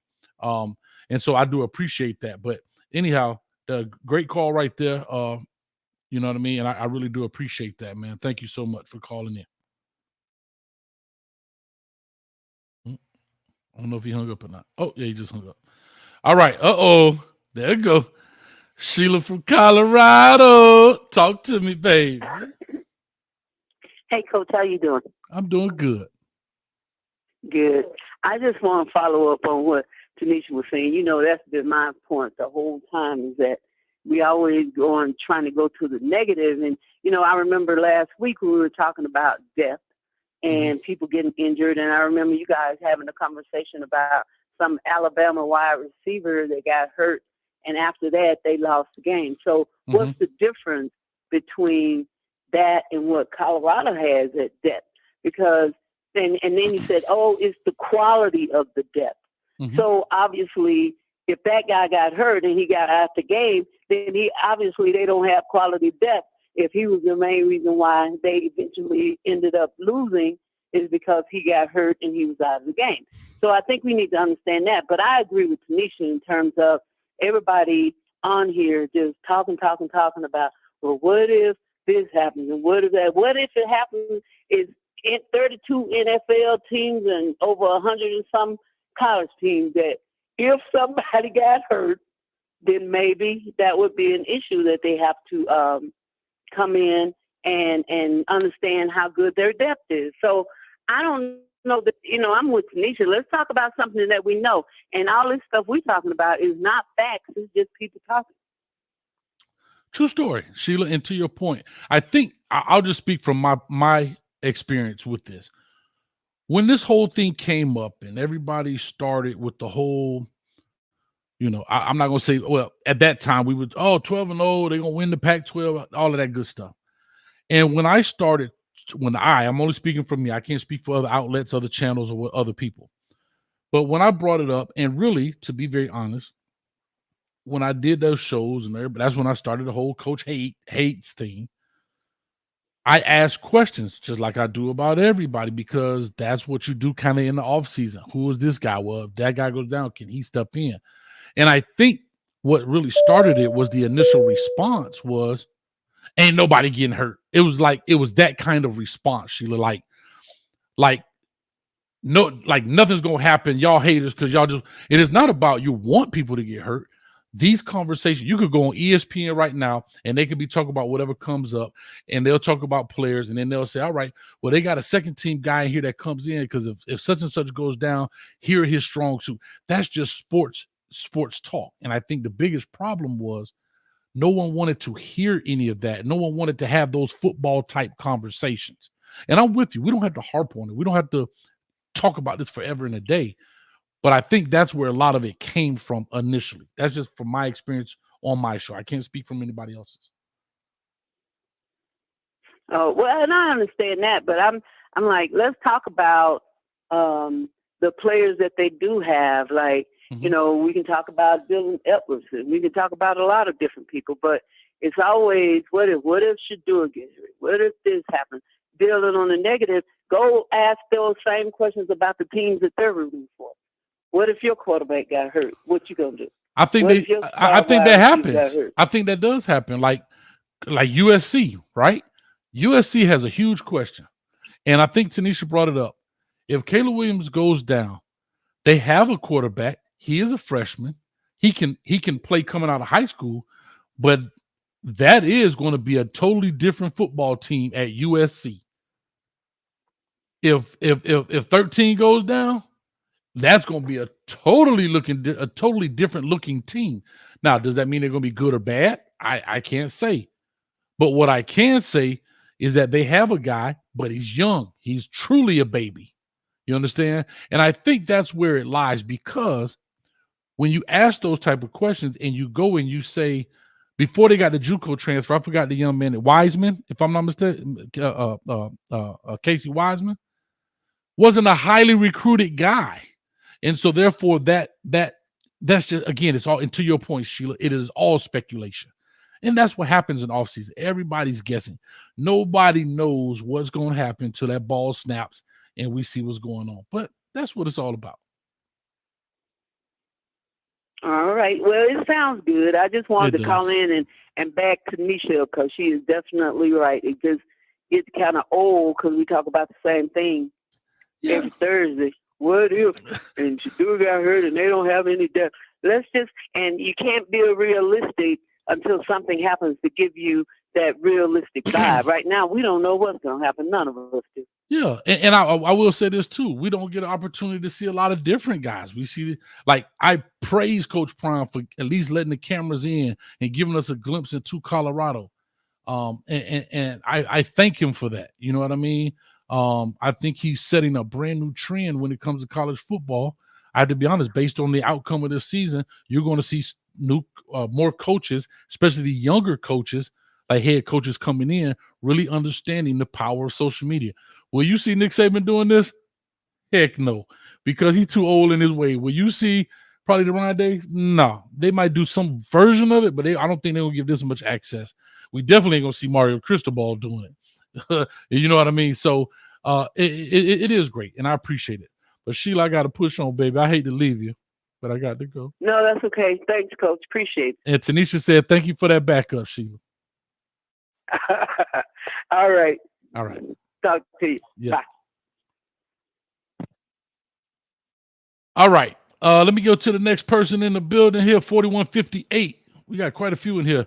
And I know, did I say, I talk too much. 4158, call or talk to us. Got 2 minutes. Coach Hayes, what's up? This is Damon from San Diego. Damon from San Diego, all the way from CA, baby. Talk to me. Yes, sir. Hey, man, that's one. First off, I want to say, man, I love your show. I'm glad I caught you. Thank you, You man. have one of the better shows on the YouTube network. Thank you, man. I also want to say I am a Coach Prime fan, but however, I just want to say keep your head up. All these people try to put you down, because I think you're being as honest and realistic about Colorado's goals and aspirations. Being out here from California, I kind of follow the Pac. It used to be Pac-10. I still call it Pac-10 for years, but I'm familiar with the conference. People forget they had 6 top 25 teams last year. And I think Colorado will do fine in the non-conference games, but in conference play, I don't see them really winning anything. They might beat Stanford if they're lucky, but they're not beating, any of the other conference games. They'll do okay in the non-conference, but conference, I just don't see it. Well, they don't have a lot of non-conference games, bro. If you really think about it, TCU is out of conference. Nebraska's out of conference. What'd you say? I said they don't really have a lot of out of non-conference games. Nebraska's out of conference. TCU is out of conference. Colorado State is out of conference. Okay, they may get those games. Okay. But as soon as they get in conference play, I mean, who they gonna beat? I mean, you got a 111 transfer-related team. You're not beating those top 25 teams. All right, so let me ask you this, and I will say this: as I looked at the preseason top 25, I want to say it's 5 or maybe 6 of those teams are in the top 25, like the Oregon State, so forth and so on. But I have to ask this question. Yeah, but I have to be fair and ask this question. Why do you think, and I have to say this and move on as the bell rings on, why do you think they won't beat an Arizona or an Arizona State or even a Stanford? Are they playing Arizona? Yeah, they play Arizona. Well, you got to remember, too, people forget, you ain't going down in those deserts at 8 or 9 o'clock at night games, and you be sleep out there in Florida. You're not walking into them deserts and beating them teams down there in Tempe and Phoenix. You're not going up to Washington State and Spokane and beating them boys up there either. So I have to say this. Can I be very honest with you, brother? I appreciate it. But you got to give me more than the weather going to make a team lose. It may be a contributor to why a team lose, but you can't tell me it's the like I get where you're coming from. But I have to say this. The dryness in the air is why a team is not going to lose or win a game. Now, it may be one of the contributing factors, but it's not the only factor. You got to give me some substance here. I want to talk some football. I'm just talking about ranked teams. Teams that going into the season last year and this year, they're already ranked. Arizona not ranked. Arizona not ranked. I promise you they're not ranked. No, they're not. Yeah. So I appreciate it. I gotta stick to the bell, bro. I got to because I got so many callers. But call back in. You can get right back in the queue. You can call back in. We can finish the content. But I do want to give everybody else their fair share. Think about it, man. Okay. Appreciate it. All right. So, guys, to the credit, I will ask those questions. I can't let you go because on my night shift call, I was kind of going off because I can't take the one-word answers. I need substance. When you tell me a team is going to lose, you got to tell me why. Just like if you say a team is going to win, you got to tell me why. Real quick, I got to give some love to Vacations in the building for the $5. Thank you so much right there from Vacations. Appreciate it. Thank you so much. Really, really appreciate that. Thank you. On Cash App. All right. I think I know who this might be. Call or talk to us. Give us your name, where you calling from. Let's get to it. Hold on. This is I can't let you do it to me. Ooh, I'm ready. I'm so ready. Don't do it to me. Are you ready? I said, are you ready? Okay. Let's get the obvious stuff out of the way. We're all here to do what we're all here to do. Because you didn't come here to make the choice. You've already made it. You're here to try to understand why you made it. I thought you'd have figured that out by now. If you don't know, this is the Oracle. If you're new to the show, she about to crack your cranium and fertilize your brain. Ms. Wilcox, the floor is yours. Okay. I was never delusional that he had to have surgery, right? When he was out, there was other coaches telling y'all, fans, who they had gonna be starters. So now the coach has returned from, I don't know how many weeks he's been gone, and other coaches had a spot where, remember I told you, the fight is about, I'm supposed to be playing in this spot. And it's prohibited that these things go on by rules and regulations. Okay? Yes, ma'am. You see, now he got a mess on his hand, and y'all are delusional. Get your brains together, because you can't take it. 2 weeks before these games, TCU already ready. And they all here fighting who gonna play first. And no, man, it's my game. No, it's mine. Because what? I told you, when the coach is gone, the other coach is going to do what they want to do. Now he can't control it. And that's a problem. Okay? That's not delusional. Those are facts. Okay? Yes, ma'am. So mamas, cousins, daddies, everybody arguing about, oh, no, you're going on television, he's first. Now, remember I told you, Miami can open that door and get some of them. I told you, that's not delusional. That's truth.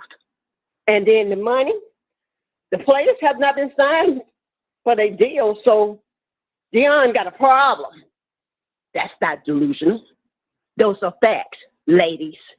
Face the facts, because you're not signing the bottom of their contract, nor you the parent. You see the fighting on television? They don't supposed to never do that. When they start showing that, that means you are delusional. Wake up. That's a disgrace. He left one and came back, and now what? Y'all delusional. Another thing, TCU is ready. They just waiting on whomever they decide who's going to be able to play. But he don't know, because he made too many promises when he got all of them there. And all the coaches, well, they got their favorites. And I told y'all that was going to happen right after the surgery. But I'm not delusional. Yes, you are. So what I'm saying again, face the fan like Miami do. We get knocked down, but we got to get back up. Yes, ma'am. And they do have a big problem. And I told you this was going to happen at the beginning when he come back from the surgery, because I told you he was having surgery, and I was never delusional way before he even got to Colorado. So I don't be delusional. I'm giving you facts. He got problems, players jumping out, and to continue to fight, he got penalties going to hit him as the head coach. Yes, because you can't promise everybody that you're going to play, but you got to make sure the other coaches did the roster the way it's supposed to, but it was not, because remember they came on Mr.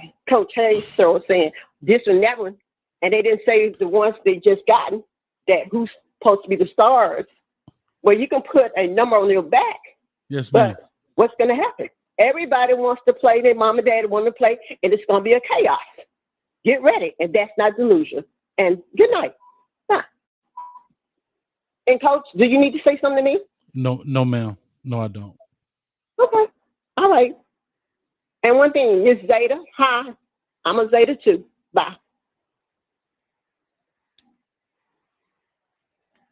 Bye, Miss Wilcox.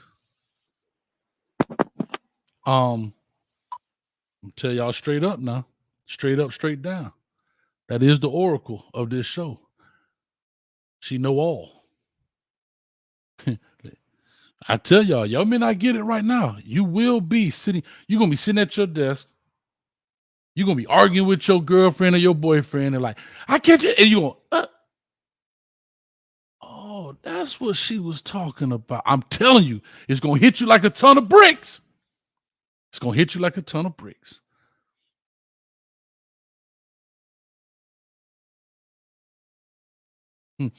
Y'all stay tuned.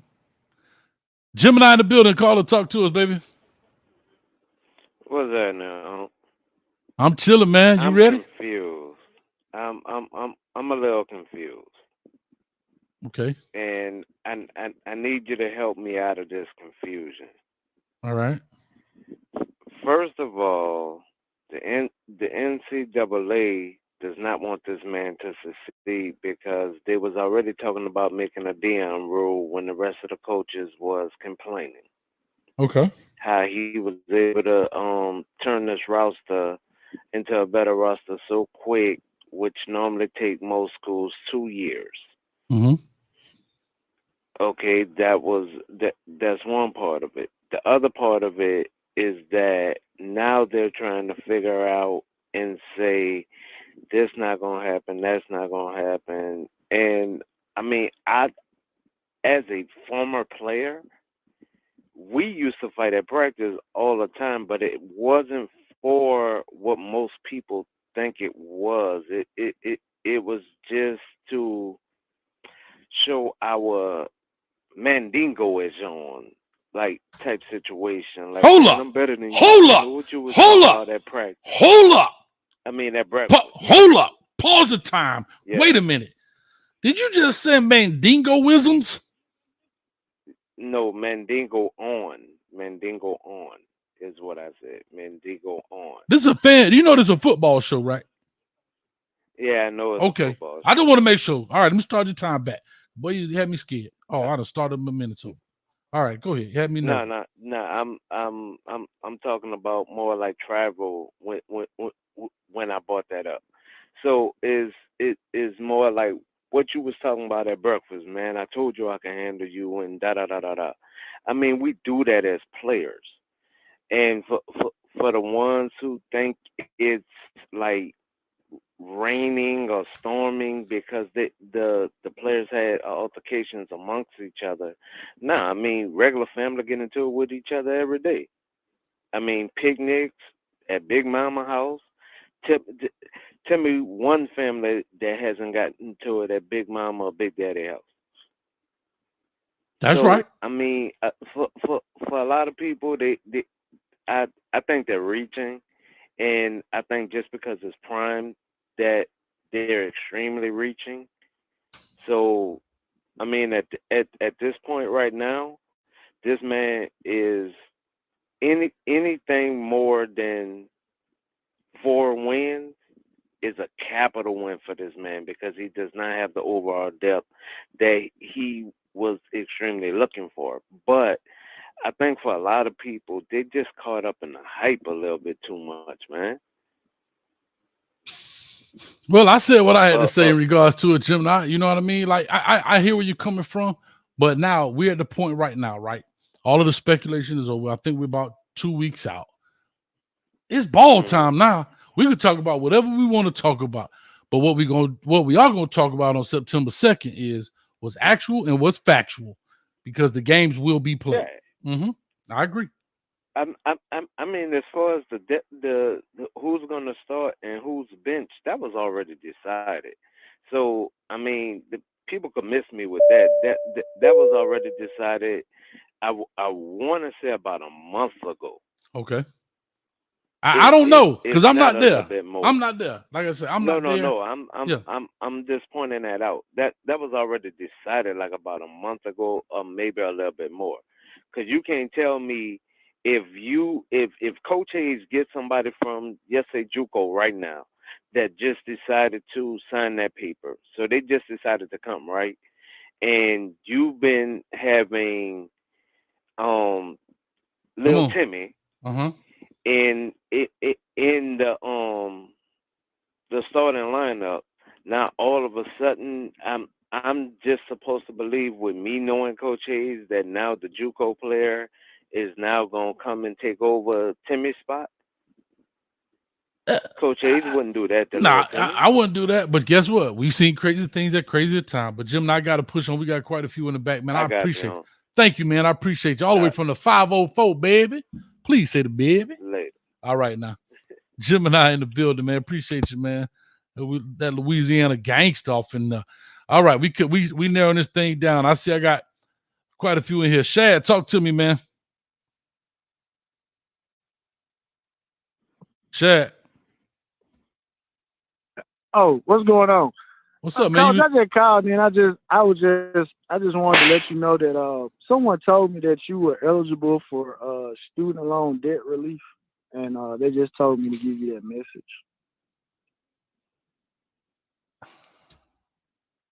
Lord, why? What? You know what? You know what somebody told me? Yesterday's price is not today's price. So what you talking about yesterday ain't today's price. To get on the subject of get on the topic. I was on Twitter today, and I was on Facebook, and someone made mention about that particular incident with the Colorado players, and it made me think about what Dion was saying, and it made me think about the situation that we had maybe 2 years ago in North Carolina. When James Williams had got into it, and our defense kind of just jogged off the field. Right. And so it was just kind of interesting how, people are trying to, chastise Dion for that, for saying that. And we're just saying that, oh, well, our guys should have helped James in that situation. So that was kind of interesting. In terms of, just listening to people talk about the amount of games that Colorado could win, I was, like I said, maybe 6 wins, 7 wins. But it's kind of one of those things where, as I kind of listen to some of the people talk about it, it's one of those things. It's almost as if you are assuming that these particular schools, with the exception of USC, Oregon, and Utah, that these schools, and maybe even Washington, that they are returning these SEC caliber rosters, and that's so far from the case. I mean, the conference is faltering for a reason, and football is probably is one of the issues with that. So I do think Colorado will do well. I don't think that when we talk about the depth issue, I think all teams may have depth issues. I mean, you can have bodies there, but depth and just having bodies are a different thing. I think they will surprise some people. I don't have a reason to just be hating or negative on Colorado, but that's just my assessment of the situation. Yeah. Like I say, you're right. And all that you said, you're 100% right, right? We really don't know what's going to happen. A lot of this is speculation. I've said what I had to say just due to my experiences. But does that mean I'm 100% right? No, because that's the same thing. And to the Colorado fan base credit, that's the same thing happened with TCU. Not one person, not one sports media outlet, not one sports personality said that TCU was the favorite to go to the Natty.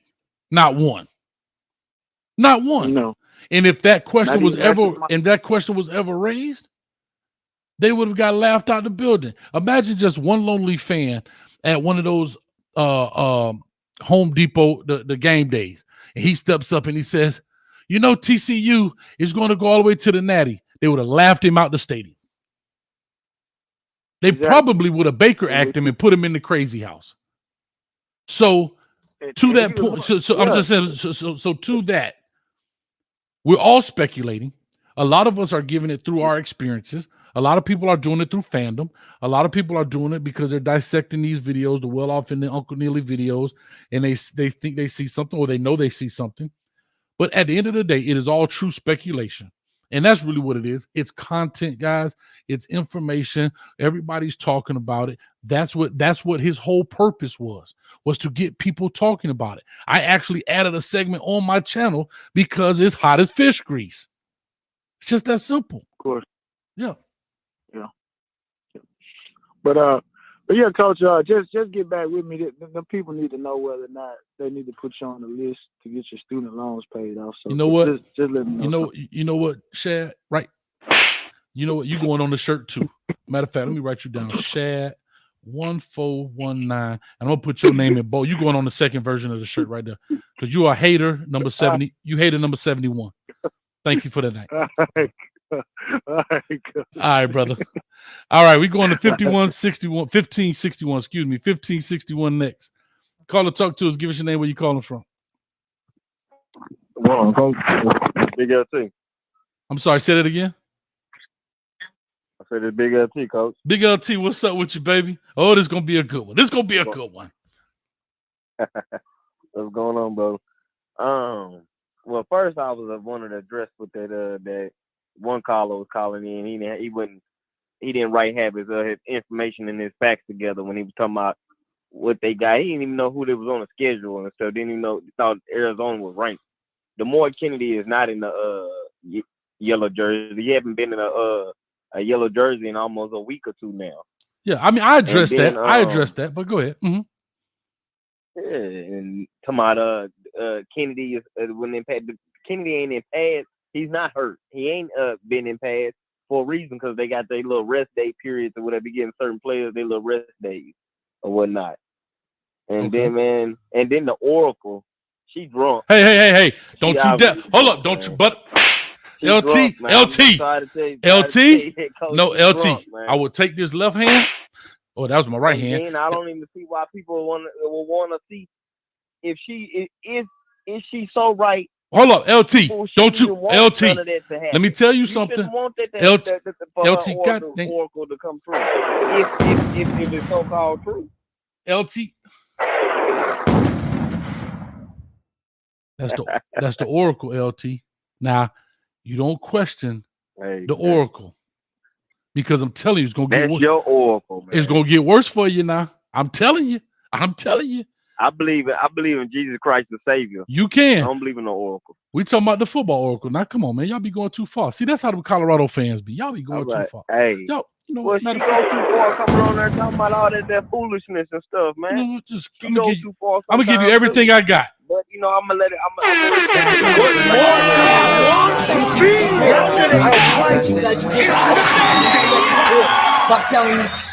I'm giving you everything I got.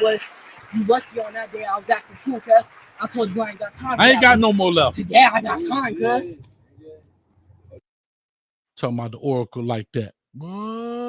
Hey, all right. Well, you see the reaction that she got when she got in the chat, when she got the running them lips. I don't see that foolishness, man. I'm blind to that. What you talking about? Anyway, you using your time talking about this. Hey, well, what I got to say is, man, it seemed like to me, T.O. said that Colorado gonna be a problem. He said that today in the other videos. He did. And again, I don't think anybody questioned that. But the one thing when Bucky went and asked him and said, "What do you think we have to work on?" He said that, and that's fine. That's not an issue. But what you're starting to see, it's starting to become a common theme through Urban Meyer, through himself, people that kind of follow this thing closely and kind of look through experiences. And I don't think, LT, I want this to be clear. I don't think people are making it a negative more than they're making it an observation. That, and I think Colorado fans are thinking it's a slap in the face, where I don't think that's the case. And you know this, you've been on this channel before for quite some time and other channels. And when I brought that up, what was I deemed? Yeah, they were trying to call you a hater. They called me a hater, but I only asked. I only asked. I know, but I only asked what I felt were legitimate football type questions, and so that's where I think the issue. I think that's where the issue lies. I don't want to keep going back up here to depth, and that's fine. But I think that is one of the major issues that most people have, and it's not just a Colorado thing. That's everywhere across this country. Let me go to my Hurricane. Hold on, but let me go to my Hurricanes. No, I'm saying, let me go to my Hurricane. We asked those same questions, right? What happens if TVD goes down? Is it going to be Ja'Cory Brown, or will it be the freshman Emory Williams? Because TVD has been hurt before, right? He hurt his shoulder last year, didn't play well last year. Will Mario Cristobal make a decision and yank him and put a Ja'Cory Brown who, as they say, has accuracy issues, or do you put the true freshman Emory Williams in, who everybody's highly praised and feeling great about?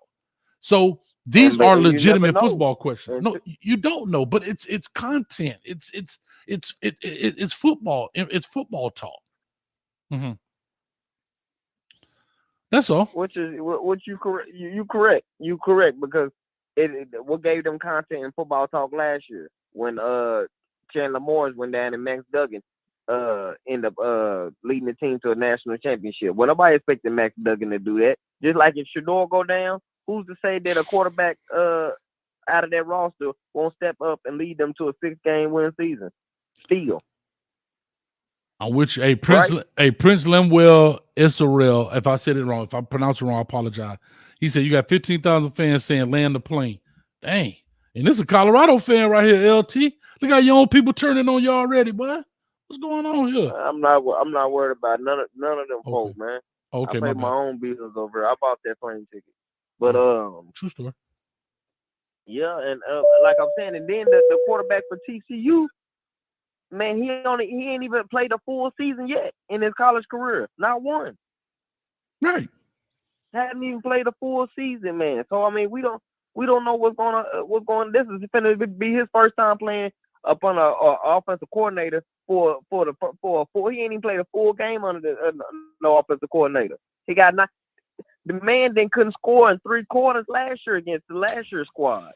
Couldn't score. They didn't score until the 4th quarter. Right. Okay. No. I've talked about that before, and we can talk about that. But I got these other callers in, so I want to get with them. And then he wasn't even good enough to win his spot back from Max Duggan. Come on, man. I mean, tell me something, coach. You a coach.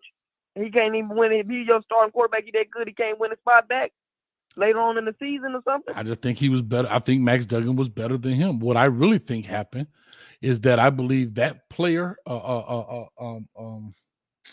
almost call him Trevor Siemian. Chandler Morris. Well, I think that he was ahead of him in practice, going in. Remember, Sonny Dykes' first year there, ahead of him in practice, probably was more cerebral when it comes to, dissecting plays, looking at this, understanding this, in the classroom. Then they go to camp. Of course, quarterbacks are not being hit. So it's a lot of controlled chaos. Unfortunately, he gets hurt. Max Duggan comes in and he does a great job. Now, does that mean that this guy has the hot hand? That may be a Sonny Dykes deal that, hey, this quarterback has the hot hand. Hey, you got to sit it out and wait. And maybe that's what it is. I don't know Sonny Dykes well enough to speak on his philosophy. I'm just speculating here.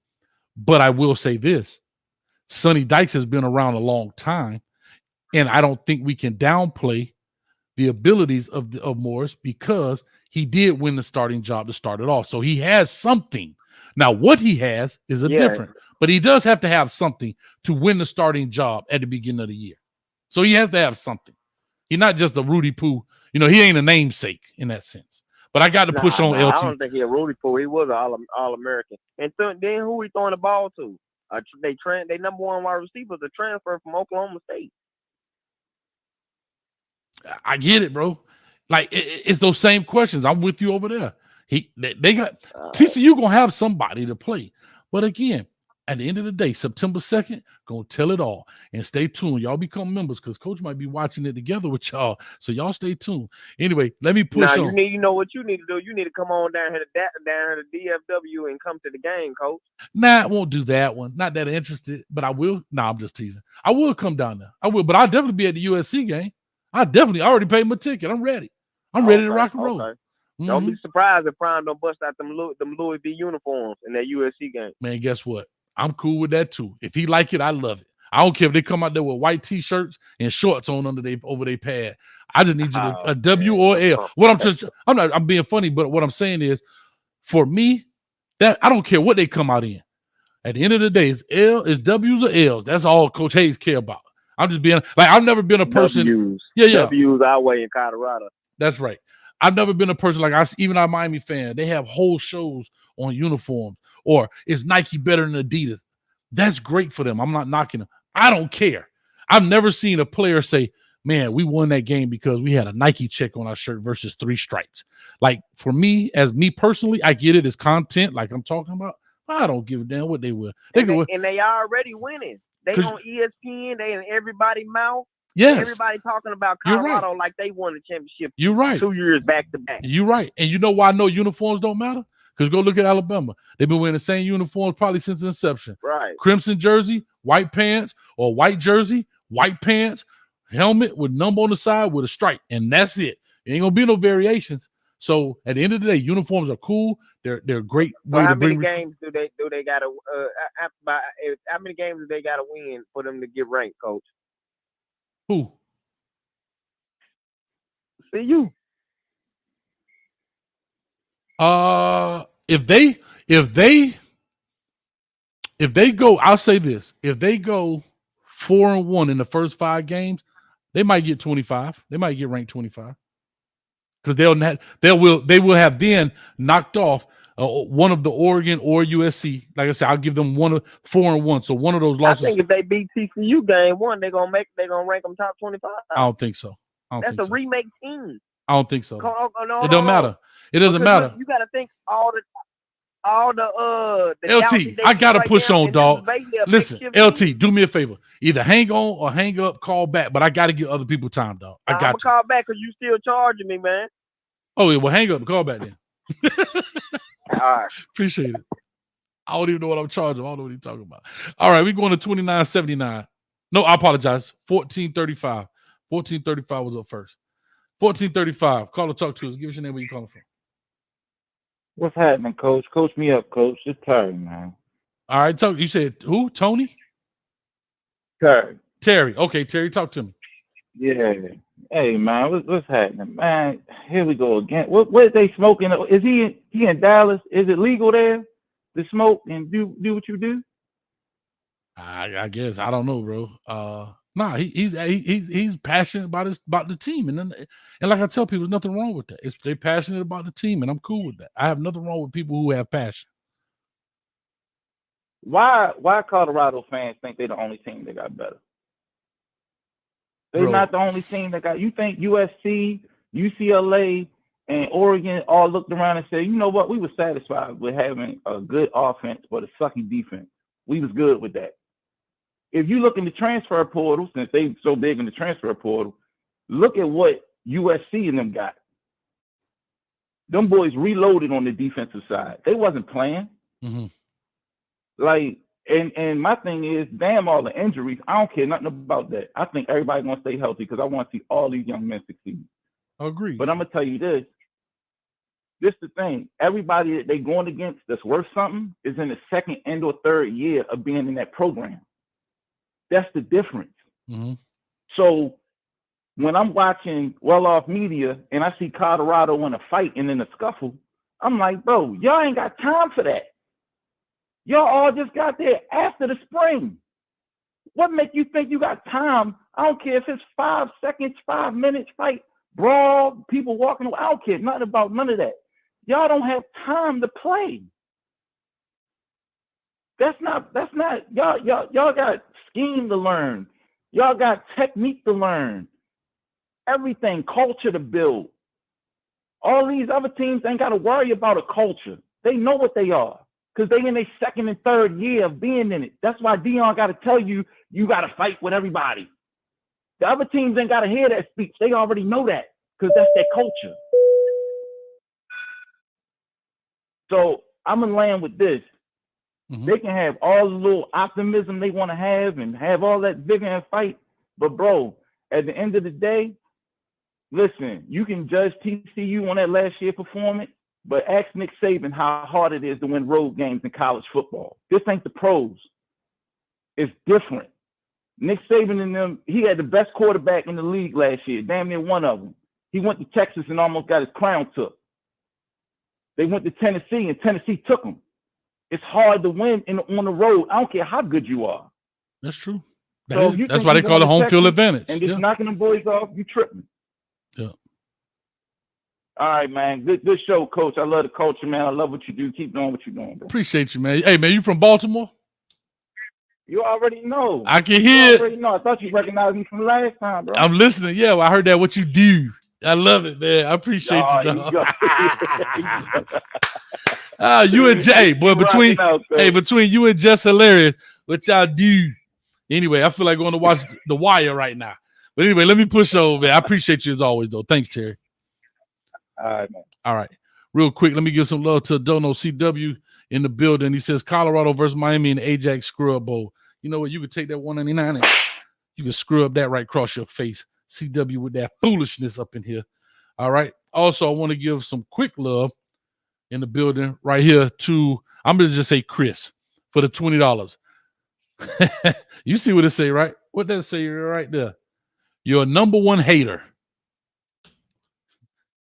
Appreciate that $20. You definitely going on the shirt.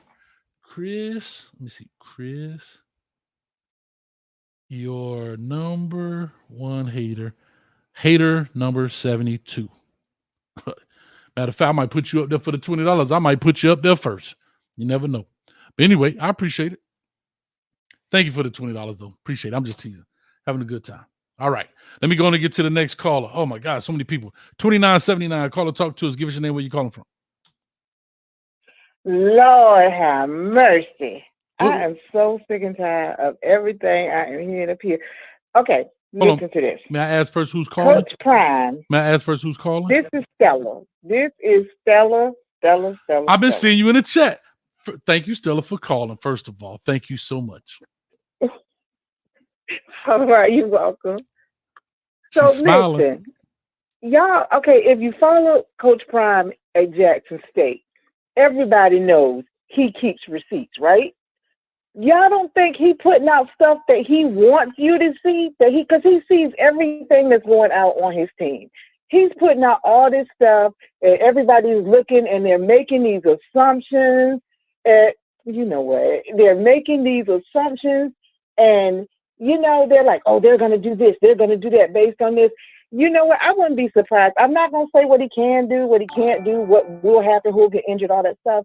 But I would just love to see. I ain't gonna say I love to see. I won't be surprised if when he gets out there on that field, he pulls something out of the hat that you guys did not expect to see, that nobody expected to see. Because as far as y'all know, how y'all know y'all not just getting played by Coach Prime right now? Mm-hmm. That's all I'm saying. Oh, I ain't even started your timer. See that, Stella? You got me so excited. I'm listening. I'm so focused. I ain't even started the timer. So let's have a quick conversation. So let's have a quick conversation. You're right. Okay. You're right. And I think that no one truly knows. But I think in typical situations, history does tell a future story, right? And I think that's what a lot of people are not understanding. Are there things that change drastically? Yes, but you also have to remember, as well as if this thing could be positive, as well as it could be negative, in the sense of he is in uncharted territory for what he has done with the roster, which I applaud and I agree with 10,000%. Right? Most times when you go into a transfer portal, you go to fix small problems. But Coach Prime had to go in because he was full of bullet holes. He needed stitches. That team was terrible. Right. And so he had to go in and make it happen. But the transfer portal usually is used to fill some holes, maybe add some depth, and so forth and so on. Well, because the transfer portal has a lot of those type of guys, I think that's what's causing a lot of skepticism in people, because the transfer portal is riddled with guys who are, and I hate to say this to sound negative, but it's factual. A lot of those guys are in there because they are not day one, they are not starters at their particular program. Now, let me clarify that, because people will say, well, Jimmy Horn started. Yes.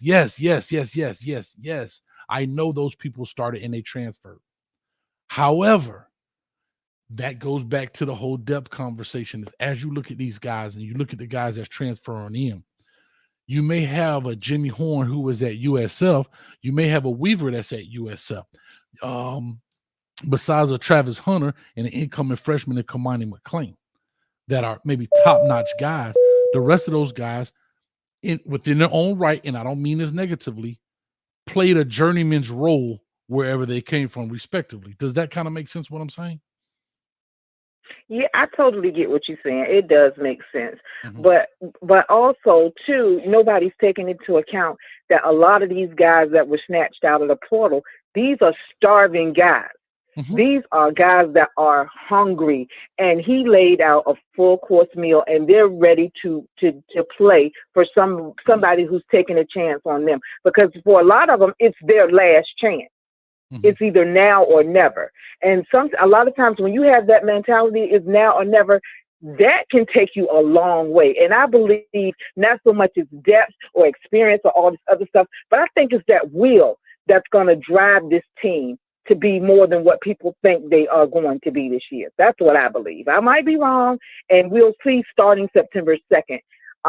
But either way, I wish them the best. I want them to succeed. And I do want to end with this one thing. Sure. I never thought you were a hater, ever. Thank you, Stella. I needed that, man. Y'all don't know the internal struggle I be having, man, because I'm a good person. And when people be calling me a hater, I be laying down at night looking at the ceiling fan go around. And I be saying, I'm not a hater. Yeah. I'm not. That's right. I believe you're not a hater, but I will say this. This NSU fan is a hater on them Hampton Pirates, though. So I'm just going to leave with that. NSU? Nobody. Norfolk State, baby. You talking about Nobody State University? Behold the green and gold? You wrong for that. You wrong for that. You talking about they let anybody in? As long as you got a post? Okay. I'm sorry. Oh, I'm just messing with you. I'm just messing with you. I'm messing with you. I'm messing with you. I take that back. I'm messing with you. I'm messing with you. I'm messing with you. Oh, no problem. No problem. But no, Stella, I do appreciate what you said. All right. Well, God bless you. Have a good evening. You too. And don't be a stranger. We're trying to build a lady population up here on this channel. But on the for real, I do want to say thank you for that comment at the end. But I also want to say thank you for having a conversation and having a, you know what I mean? We just talking. I appreciate it. I really do. Thank you so much. Oh, yeah. All right. You're welcome. Go Pirates. Okay. Bye. I love it. All right. Big shout out to Stella in the building. Appreciate it. Real quick, shout out to Norman right here for the $15. I think our best record will be 8-4. I believe he's talking about Miami, because Norman is a big Miami fan, but I got to give him his love. He dropped that cash, and that's what Coach at. So that's what we're going to do. Thank you, Norman. I really appreciate that. Let me go get to the next caller in here. I got another anonymous in here. Uh-oh, just moving fast. All right, call and talk to us. Give us your name. Where you calling from? Hello? Going once. Wake up. Wake up back there. Oh, well, I'm going to hang up.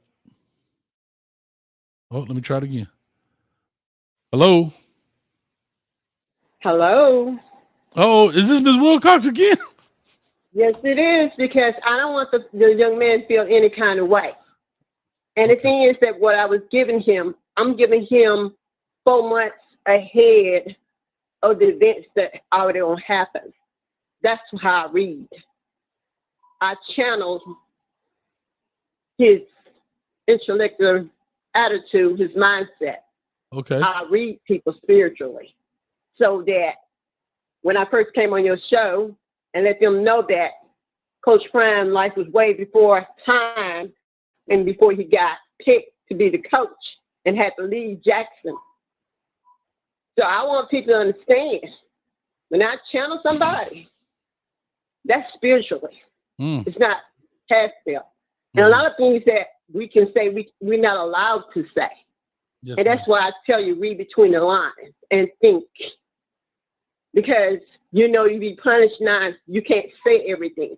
You don't have the right to say everything. And yes, I'm a supporter of Trump. Of I who? saw it in the comments. Of who? Trump, because one thing about it, we need some leadership. We don't have the right to say what we want to say. And y'all don't even know that on all these shows that get cut and canceled. If they want to cancel you, they can. Because you got the wrong ticket. We're not first anymore. Everything else come over here is first. Where's our money? The money's tied up, but they want to give everybody else's money. Yes. Your information been stolen. You all still parading around here and don't even know. People in America living in another state, in another home with your credentials, with your personal information, your kid's name, your social security name. But when it all come out, who didn't sign up won't be getting no $20,000 and $25,000. So remember, I told you that. Yes, and I'm out. Bye, Miss Wilcox. I appreciate it for calling back in. I see E. Brown back there. I'm going to make you last, E. Brown. I'm sorry. Don't feel bad. 9623 coming to you. 9623. Call or talk to us. Give us your name, where you calling from. What's going on, man? This is Rashawn. You got to speak up a little bit for me, please.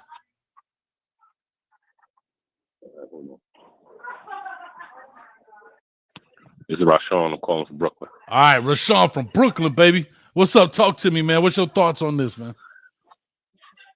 Nah, man. Just listening to everything. With the one of the callers said, I don't think like 2 callers back, they mentioned a point that about well-off media and what they're doing, and those guys over there, Deion Sanders Jr. He's not putting out a lot of stuff. He's showing certain things, like there's certain players that are not being seen. There's a lot of things going on behind the scenes, and like the person said, he's viewing all of that footage, and he's making sure that it's not coming out. And Deion Sanders Jr. actually put out a clip the other day and said he was not showing everything in practice. Of course. So if you notice, we keep seeing the same things. Yeah. We keep seeing the same things over and over again. That's because that's what he wants us to see. Well, of course. I don't expect him. Can I be very honest? I think he's giving up way more than he should. They used to block out some of the verbiage when Sean Lewis is talking to Shador. I'm telling you, these coaches are dissecting that video. These coaches are not stupid. Yes, they are. You have to remember this. Yes, they have resources. These guys will piecemeal that thing together and start learning patterns out of this. I'm telling you. So I personally think that they're giving too much. I would actually, I hate to say this, I would actually, I would never show anything with a conversation between coach and player on a play. Now, motivational stuff, sure. But I would never show anything from a verbiage standpoint. I saw something on there where Sean Lewis was talking and he gave out, he kind of talked to play. Now, is it hard to do? Sure, it's hard to do. But trust me, no one wants to be the first person to lose to Coach Prime. Let's call it a spade on this, right or wrong. Absolutely. If you, as much as you and like, TCU is very and they nervous. first up. Like, their coaches is like they don't know what to look at. They can't figure it out. Yeah, but they'll fight their way They're through. looking at well-off media. That's it. Hold on. Let me go back and say this. I know I said I was going to stick to it, but I want people to understand this. Yes. And this is where I think, and here's where I think some people. I'm not accusing you, man. What's your name again, brother? Rashawn. This is where, and I'm not saying this to you per se, but I think this is the kind of stuff where people kind of like, come on, y'all. Like when people say they don't know what to look for. Yes, indeed. But trust me, they're not only breaking down well-off media. They're in Colorado, and I think those kind of statements make it seem as if this is the first time this has ever happened. Like, you got to remember, when Sonny Dykes went to TCU, did they know what he was going to run? Mm-hmm. No, they had to go back and look at his previous stops. When Mario Cristobal got to Miami and Josh Gaddis, did they know what they were going to run? No, it's a brand new stop. So, of course, they're going to go look at Kent State. They're going to look at Syracuse. I said this before. On the defensive side, they're going to look at some Alabama film. They're going to look at some Florida State film and try to piecemeal it together. It's like a boxing match, right? You're going to jab, and then once we put it together. So these coaches aren't like, oh, my God, these dudes came from outer space and they play a different type of football. This is not their first experience of meeting up with a brand new staff. Like, they're going to go back and look at USF film. They got pimple-faced GAs and student assistants that will put together a Jimmy Horn highlight. They'll put together a Weaver reel. They'll put together a reel of these guys to see how they like to run their routes. Are they good deep ball catcher? Like, they have staffs that do this stuff. But I brought this up because I want to say I don't want it to seem as if like Colorado is doing something that nobody has done, and that's not fair. What I mean is, yes, they're always going to be brand new staffs, right? It's always going to be brand new staffs everywhere you go. Like when you get a new head coach, I don't know what this guy going to run. I don't know. But anyway, I just wanted to put that out there. Yeah, absolutely, man. Yeah, I just wanted to make the observation that there's a lot of things that's out there that we just seeing certain things and people are kind of judging according to just a little bit they're seeing, but there's a lot that's not being seen. There's a lot of players that people are asking for that they don't see on the video, and I don't think that's by accident. I agree. So, yeah, I agree with you. I agree with that. But I appreciate you, man. Let me get these other callers in. They've been patiently waiting. No problem, man. I'll land my plane there. Y'all have a great day. Thanks, brother. Appreciate you, man. All the way from Brooklyn, baby. All right. Real quick, Girls Club says, I think they're trolling with things like verbiage. Can I be honest? Coaches don't have time for that. They don't have time to say, hey, let's go on the video and say some fake play calls. I think they're trusting the editing is not going to be out there. Like, if they're more focused on giving fake play calls and not working on real play calls, and I'm not trying to put you out the Girls Club, I'm just saying, then if that's the case, if Sean Lewis is saying, all right, on this play right here, we're going to call it scat right rack. That ain't the real play. Y'all ready? Ready, break. In Colorado in trouble. I think they're focused. And some of that stuff gets by in editing, and that's okay too. Some of that stuff slips by. I was just saying, I personally think as Coach Prime, he may give a little too much. He's showing releases, how the receivers release off the line. These guys are going to study that stuff, and they'll put together a reel for the DBs, right? They'll put together a reel. Hey, this guy likes the outside release when he's at the Z, when he's at the X. This guy likes to make this move. Trust me, they put all that stuff together. They put it all together. So I just wanted to put that out there, Girls Club. Thank you for being patient with me. 0442 in the building. Call or talk to me. Give me your name. Where you calling from? What's going on? What's going on, Coach Hayes? It's Neck Bone. Oh, God dang. Every time you say that, hurt my neck. Talk to me, Neck Bone. Man, I'm going to come a little different today. But first off, I want to kind of breach off the other caller. When you were saying that they're giving a little bit too much away, I kind of agree.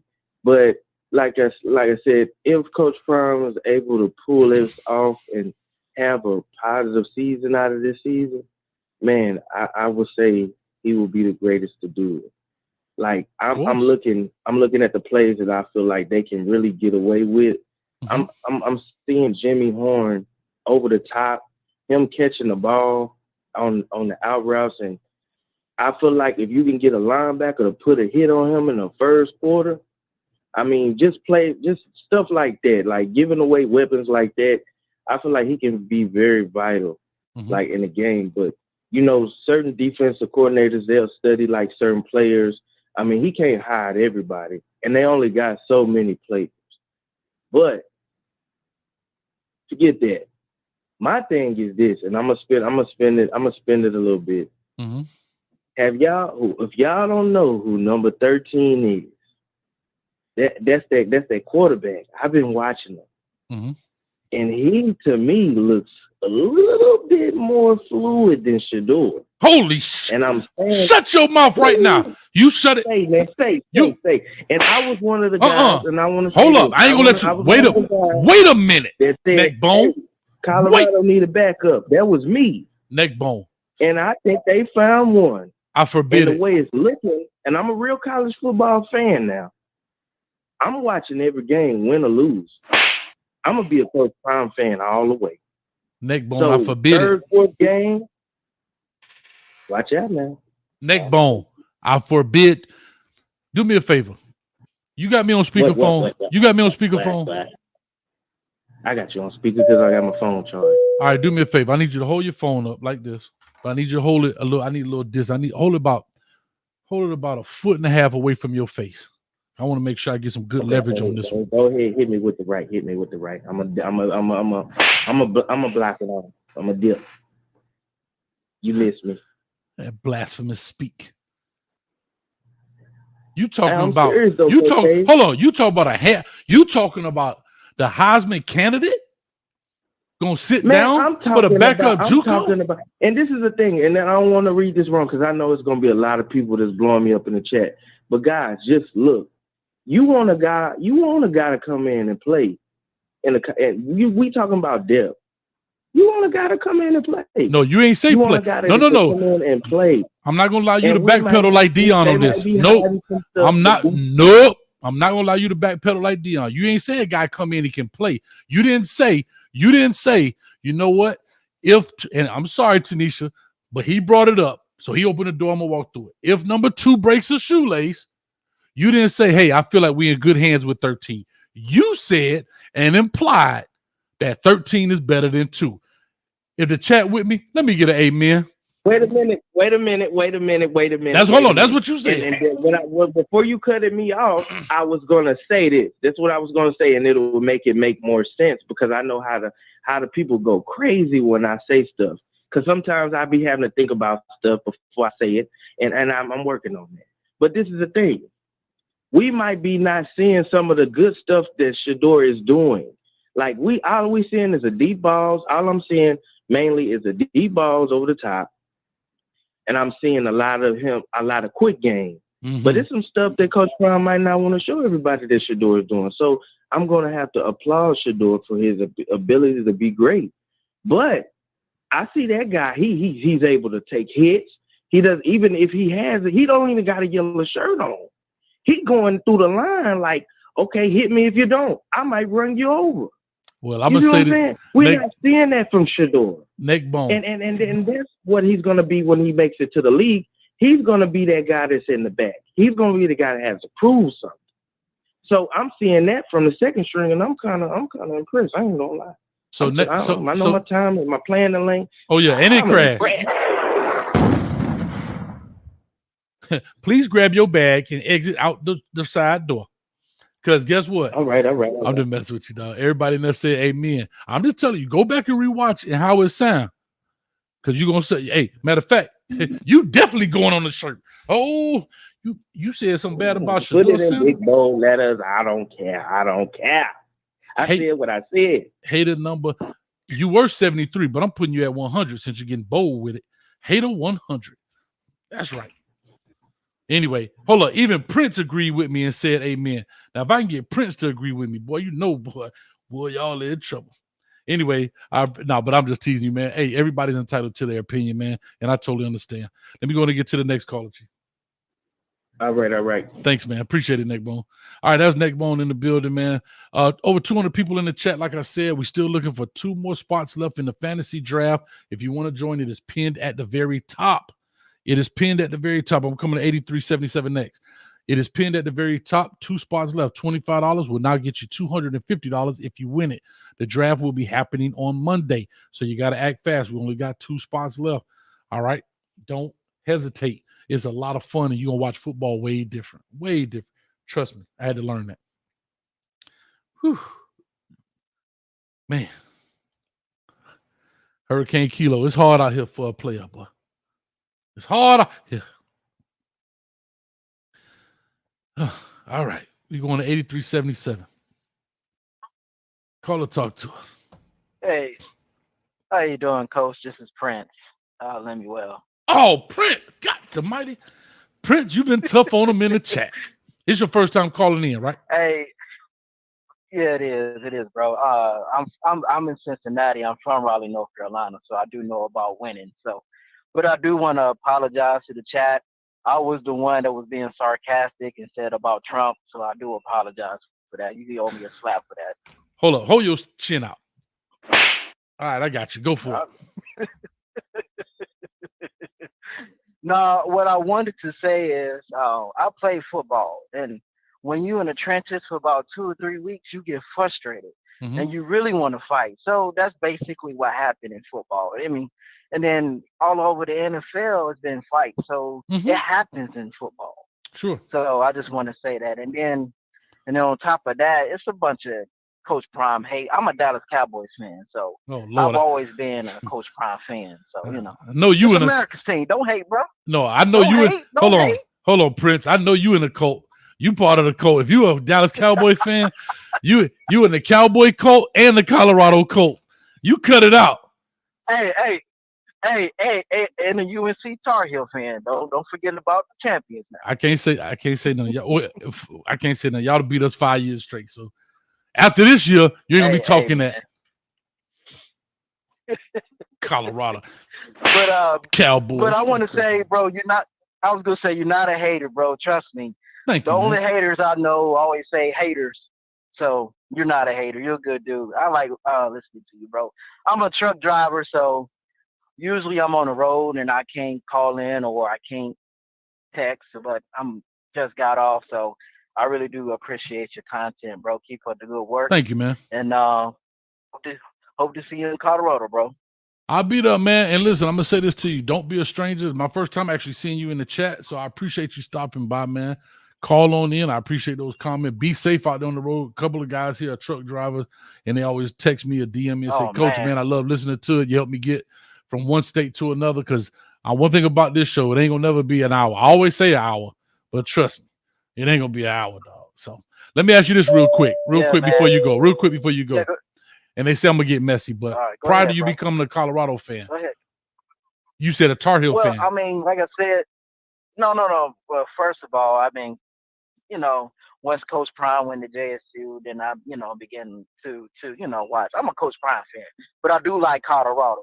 First thing I want to say is when Colorado played UCLA last year, the quarterback got like pumped and nobody stood up for him. So for the fact that this team shows passion, I appreciate it because those who play football knows what it is. You know what I'm saying? Like you stand up for your team. Even if you're in the military, they teach you, don't leave a man behind. So that's just the culture of football.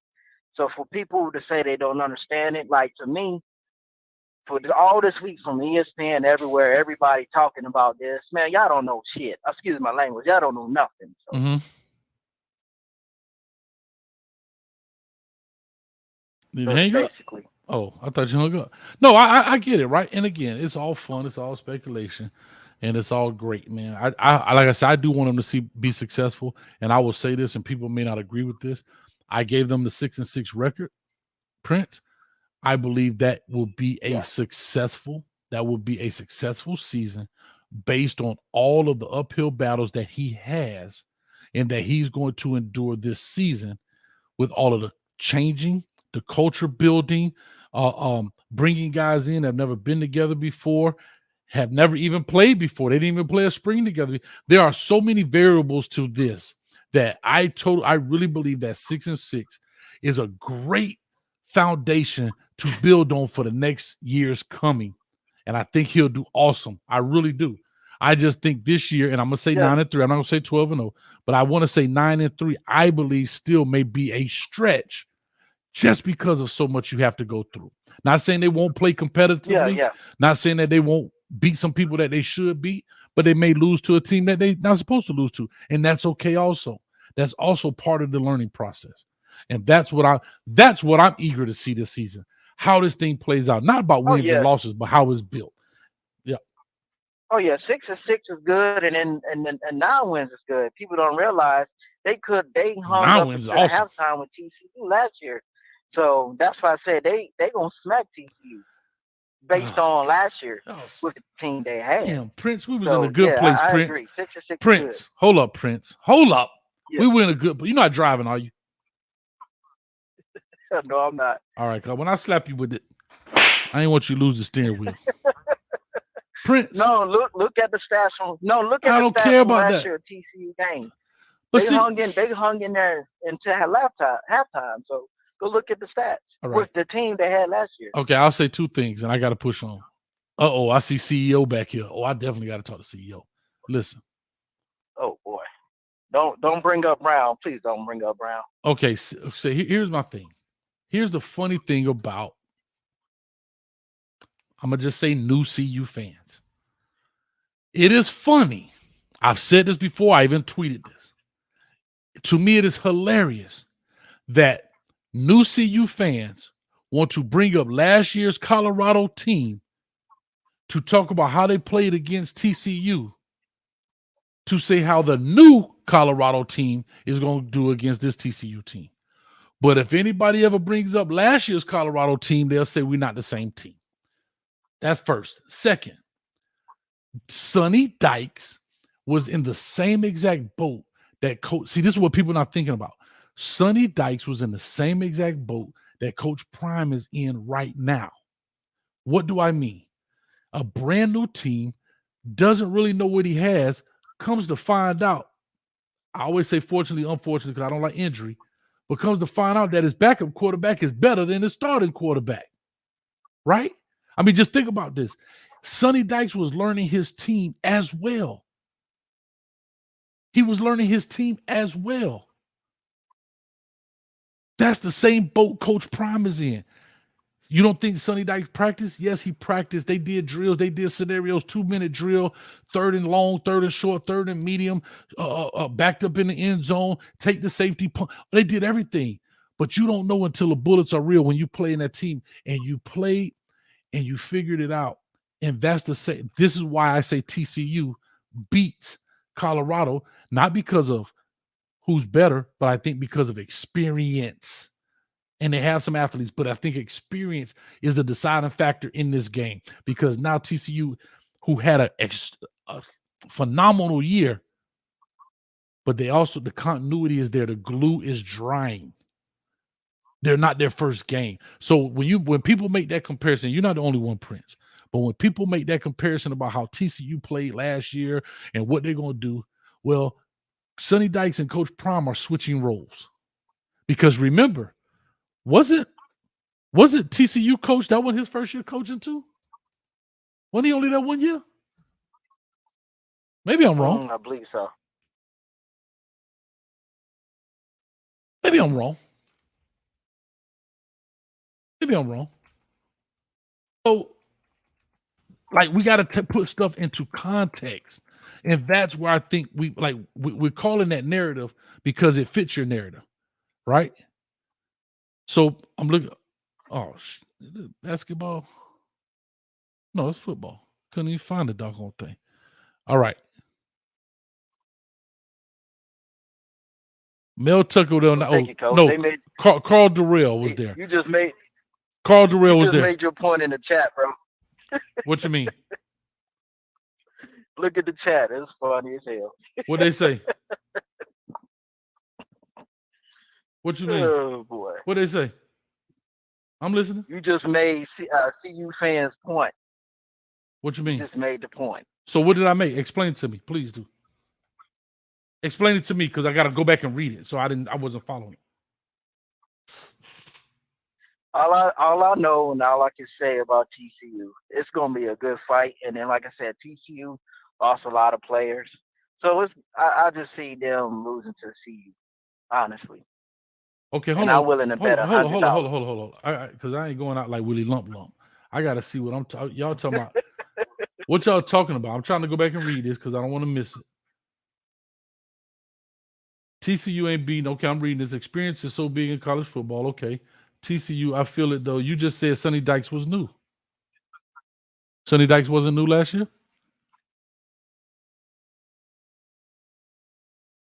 I'm asking. Am I wrong? Oh yeah, I believe he was. I believe he was new. Okay, so hold on. I want to read that. You just said Sonny Dykes was new. Okay. So how is that experience? I'm talking about this year. I'm talking about now. This is now year 2 for him with that team. I just want to make sure I'm clear, y'all. If I'm wrong, y'all call in. So how's that experience? I'm saying I'm not talking about Sonny Dykes. Dog, Colorado was terrible, but we're trying to say a terrible team almost beat him, and he's learning it. What I'm saying is now TCU has more continuity than Colorado does right now. And so, therefore, I don't think Colorado's going to overpower TCU because they do have experience in their coach and they have better player. TCU's team is better than Colorado was last year. Can't dispute that. So, wait a minute. Now, Tanisha says, yes, at Coach Hayes Football, you just made our point for us. I'm not understanding. Coach Hayes, are you losing it? Maybe I am. Maybe I am. Tanisha, please call in because I'm so lost. I don't know. I don't know what y'all mean.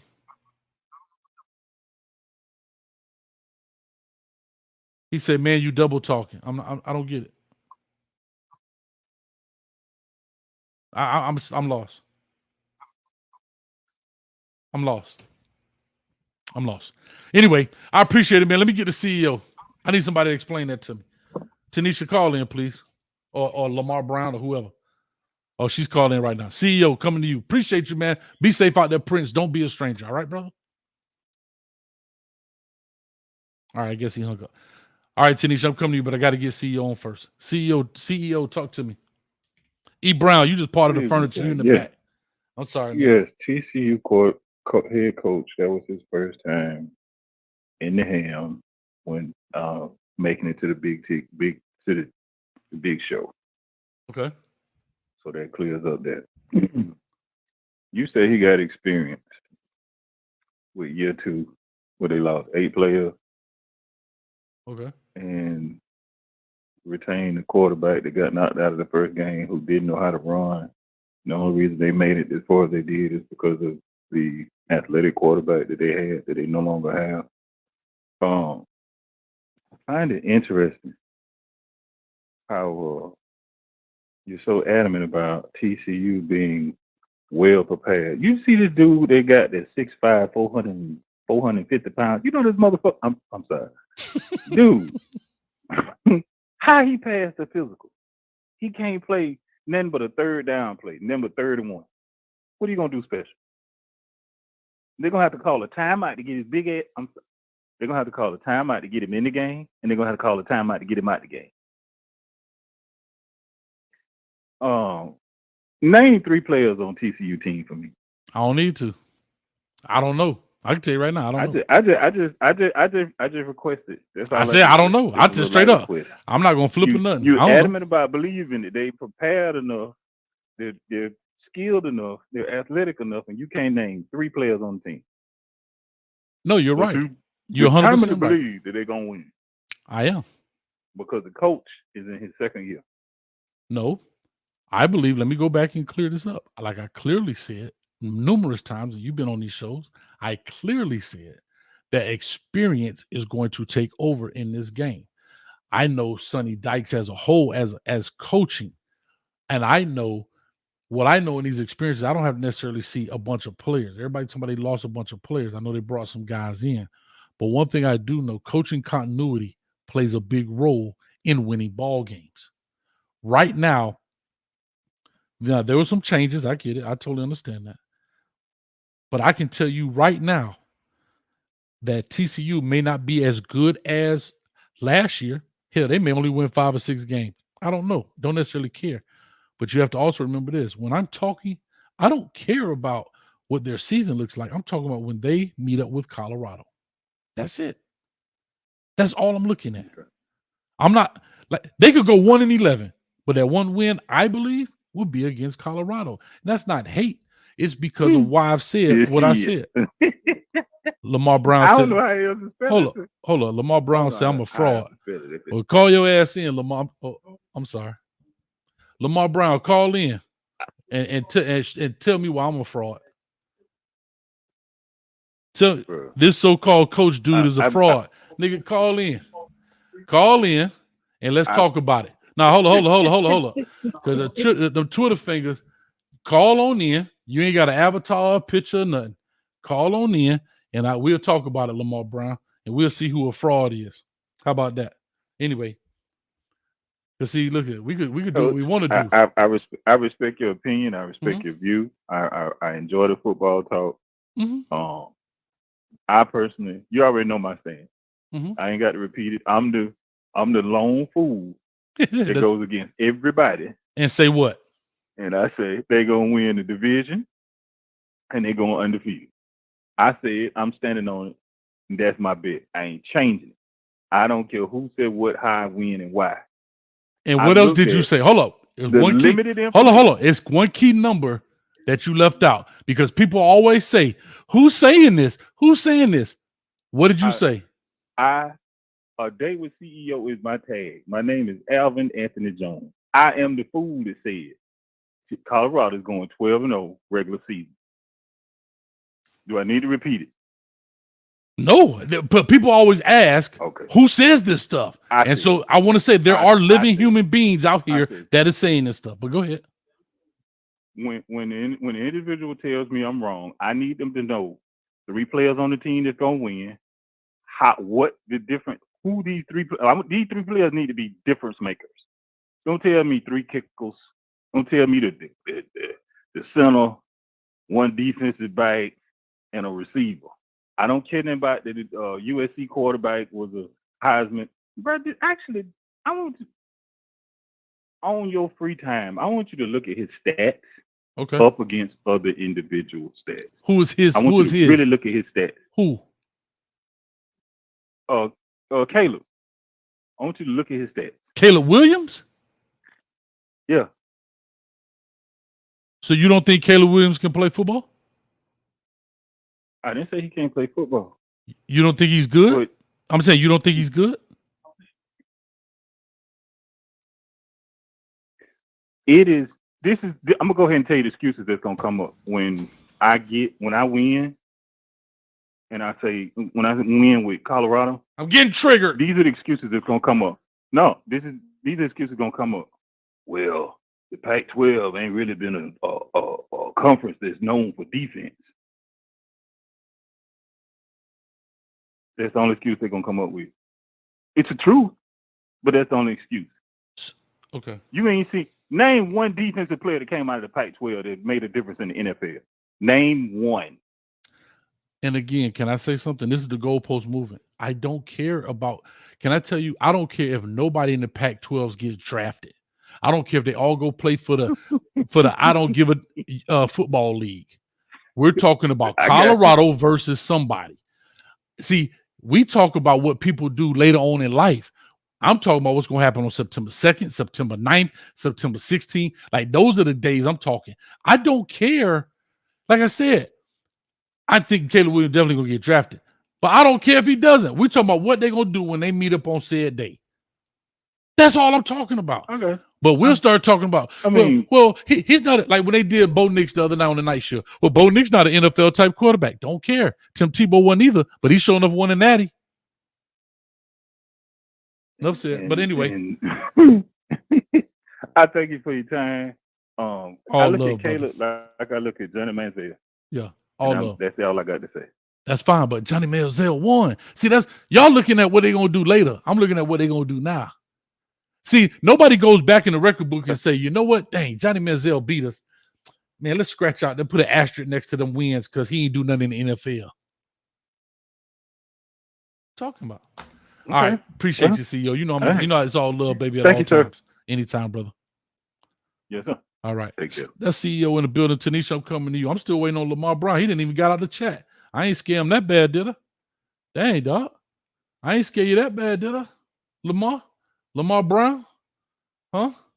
Punk mother. Anyway, Tanisha, how you doing? I need you to explain what happened.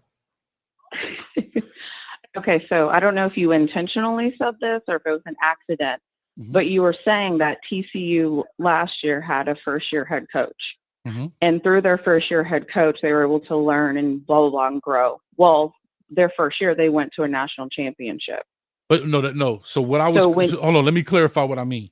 When I was saying the first-year head coach, meaning that first game was him learning his team.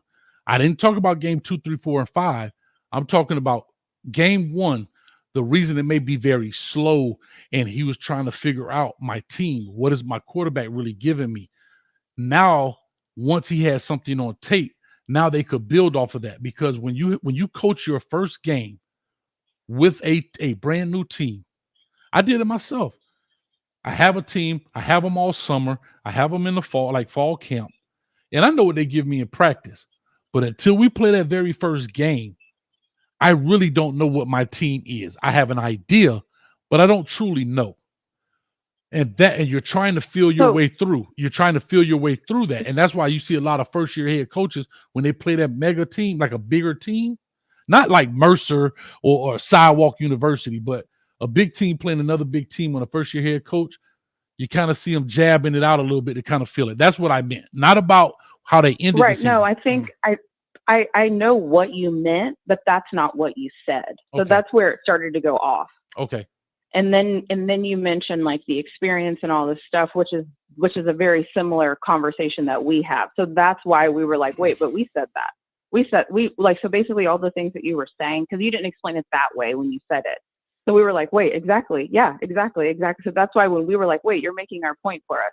But then at the end of the argument, you brought it back and you said, but then you think TCU has better players than Colorado. Okay, great. But like, that's not what you said. So that's why we were like, wait. Okay. You're making our argument for us because you're saying all the things that we've been saying is if TCU can do it last year, new coach, new thing, you write all the things. What is the difference between TCU? By the way, I'm not saying we're going to a national championship. I'm just saying that was what you were saying, why we were saying. Okay. Okay. Well, so that's where it came from. Okay. And so here's part 2 of that then. I think you see, this is why I like to thank you, Tanya. And so part 2 of why I say that TCU's cupboard was not bare. When Sonny Dykes took over, they were not in it wasn't abysmal like Colorado was, where you had to get a fresh, clean slate. Sonny Dykes remember TCU been kicking butt for a while, especially during the COVID. So I think they were 5-7. They were 5-7 before Sonny Dykes got there. That 1 year before that. But remember, let's pull it up. All right, hold on, no problem. And I'm not trying to be funny, but these are the things. And I appreciate you having this conversation. I'm still waiting for Lamar to call in. No, you don't have to pull it up. I think they were 5-7 and 6-4 the year before that, I believe. Correct. Hold on, TCU. Yeah. Okay. The reason I say this is because when you look at them, the 5-7, 6-4, 5-7, but the cupboard is not bare, meaning you didn't have to gut the team. You had players. Now Sonny Dykes comes in and he turns it over. Not saying that Prime can't do that, but you don't have to start over fresh. That's the difference. Yeah, I understand. So here's how it gets tricky, and this is why it's sports, right? I get your perspective on that, and I'm not taking away from that. But I think there's more to that argument. I'm in Texas, right? I've been seeing Big 12 football for so long. I can probably tell you everybody's records for the past whatever years. Sure. If you go back and look at the Big 12 conference, though, they were playing Kansas, who at the time hadn't won a game in forever. Texas Tech, who also was terrible. West Virginia, who also wasn't that great. I think Ohio State had one good year. So I think that there's a part of this where yes, and right, yes, you're right there. The covers weren't bare, and the Big 12 wasn't that great, and the teams they were playing weren't that great. If you go check just the records, I mean, sure. I'm sure you remember 2-3 years ago the conversations about should Oklahoma even be in the playoffs because the Big 12 is terrible. So my point in saying that is, I think what you're saying is a bigger argument when you talk about different conferences, because now we're talking about the Pac-12 football against each other versus the Big 12 football against each other. And I think that's a deeper conversation than just, we'll look at their records. Correct. That's why I'm not looking at the record more than I'm looking at the players on the team. What I'm saying is Sonny Dykes doesn't walk into basically an empty locker room, right? Where he has to start over, right? Where you also have a guy like Gary Patterson who has been there for a long time. So there are the infrastructure for TCU is light years away what Colorado is, what Coach Prime is trying to build there. And that's what the bones of TCU were there, right? Versus Colorado, where there was no infrastructure. And what do I mean so far as team and unit? Gary Patterson not been a slappy coach. He went through his last little struggles, and that happens, whatever. But the infrastructure of the program was kind of there. Sonny Dykes just had to put some gas on the fire. Versus Coach Prime, there's not even a pilot light there. He has to create everything. And that's the difference. That's all I'm saying. That's all I was really trying to come off. Yeah, that's it. Yeah, no, and that's fair. That's why I was just saying that when you said it originally, you're like, wait, what does the chat say? Why are you going crazy? And it's because what you said before, it matched exactly what we've been saying. But now that you're explaining it, obviously it makes more sense. But that's why we were like, wait, what are we saying here? Mm-hmm. Well, I appreciate So that's the only thing. The other thing is too, I just want to also mention, since I'm on the phone, is one of the other things I feel like people that have called in are almost making, like they're saying no depth, but then you have a caller saying, hey, number 13 at quarterback looks better than Shedeur. So does that mean we're back to having depth? Like you can't argue both. Like which one? Well, I will say this, Tanisha. 13 is good. Yeah, but I will say depth meaning an overall deal, right? Like, 13 can be well, good. But no. But what I'm saying is, remember at the beginning, everyone was like, well, what if 2 goes down? What if you lose your quarterback? What if you lose your quarterback? So it's like, okay, so which side of the coin are we arguing right now? Are we saying we do or we don't? I'm with you. So that's all I'm saying. I'm really feisty tonight. My other Gemini is out. Is that what it is? No, but that is, but you know what? But it's a conversation and it's worth having. Like Lamar Brown, and I know, and I don't even like to use the word trolls. I think people are people, but I do want to have a conversation with Lamar Brown because he's keep talking, and I'm asking. The phone number's right here: 862-799-9956, and I want you to school me, please. I follow this hashtag. Coach me, coach. Come coach me, Lamar Brown. Maybe I'm wrong. Maybe I don't understand. Enlighten me. Help me out. Because every time somebody does this, we might have a caller, 3259. Hopefully that's you. But anyway, Tanisha, yeah. So to your point, you're right. On one hand, you have people saying, well, what happens if he goes down? Then I have to be honest. I don't watch all of the different YouTube channels, and I'm not in all their chats all the time. And maybe they do talk about this young man, but I have not heard a lot of speculation or I haven't heard a lot of talk about him. I know he's there, and I know when he came there. Yeah. But you do only, and I think another thing is you only hear about number 2, number 13. I mean, not Correct. 13, 12. You only hear about the same rotation of 5 or 6 guys. So therefore, that's where I think that's why they get the brunt of the conversations, because they are the stars of all of these well-off media. You see the same 21, you know what I mean? That kind of stuff. So No, I that's agree. what it is. And also too, like for everybody in the chat, because this is probably going to be a thing when I get up and go back through the chat. Mm-hmm. I'm totally aware that the game is usually won in the trenches. Whoever does better in the trenches usually wins the game, sans a team having a ton of turnovers. I totally get that. All I'm saying is when people call in to make an argument about one player, and then somebody calls in and says, but we have a backup to that player, then to me, the whole argument that we're making of one player is null and void. That's my point. It's the totality of the argument, not me thinking that the only way we win a game is a quarterback. But I will say your quarterback might not be the reason you win all the time, because usually it's one of the trenches, but they can damn sure be the reason you lose. That's why it matters. I totally agree with that. Well, he hung up. He hung up. He hung up. No. Lamar Brown.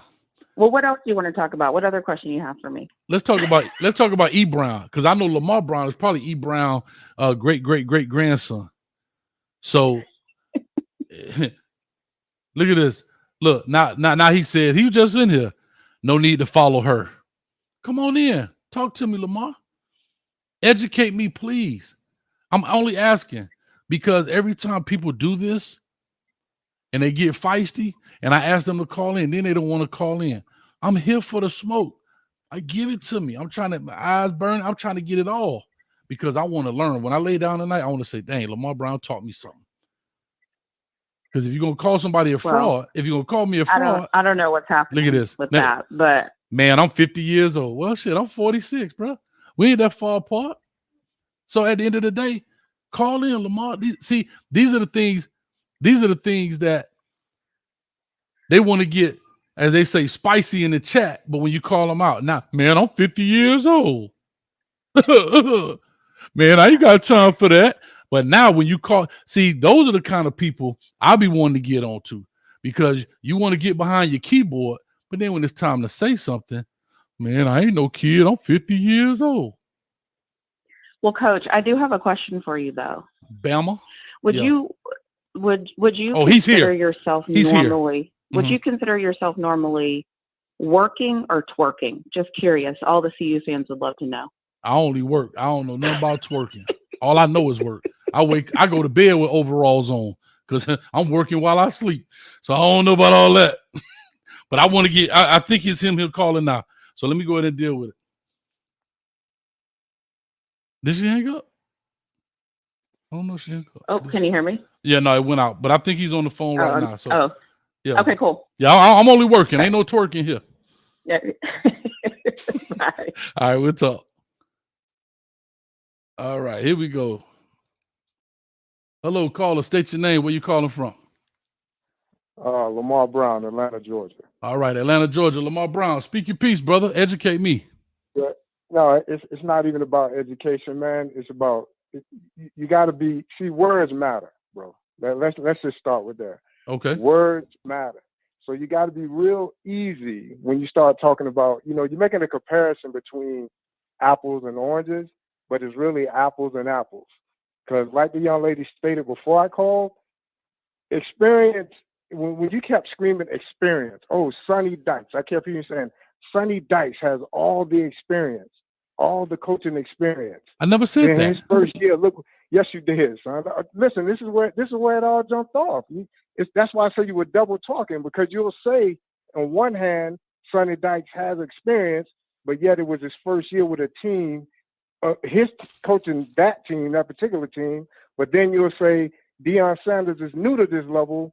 So that's why you're so hell bent on, yeah, they're gonna lose, because you were making our point. Like, so if TCU with an inexperienced first year coach, or in your case, an experienced first year coach, he's inexperienced with that team, but he may be an experienced coach, can get to the national championship. So then why can't Colorado with Coach Prime do the exact same thing? It's like you are making a point to make your point, instead of being open-minded and accepting that TCU and Colorado were in the same boat a year ago. It's the same exact scenario. The only difference is, this is the only difference, and I'm going to give you this. The cupboard wasn't there at TCU, correct? Correct. The team Prime took over was 1-11, but that's an entirely different squad. 70-some-odd players are gone, Playboy. I understand gone. that. Like, So listen, if you don't mind, hold on, because you talk, hold on, but you talk. Listen. Let me make one more point. Yeah, if please you want do. to speak experience, the players that you say he brought in that weren't so-called the cowbell players or starters from their previous programs, they've all played college football, bro. They've fine. all played under the lights. They've all played in situations where they were at the college level. It's not like, see, this is what I find so funny with people. We get all crazy when, okay, you're a Miami Hurricane fan. I'm from West Palm Beach, Florida. I signed with University of Tennessee in '92.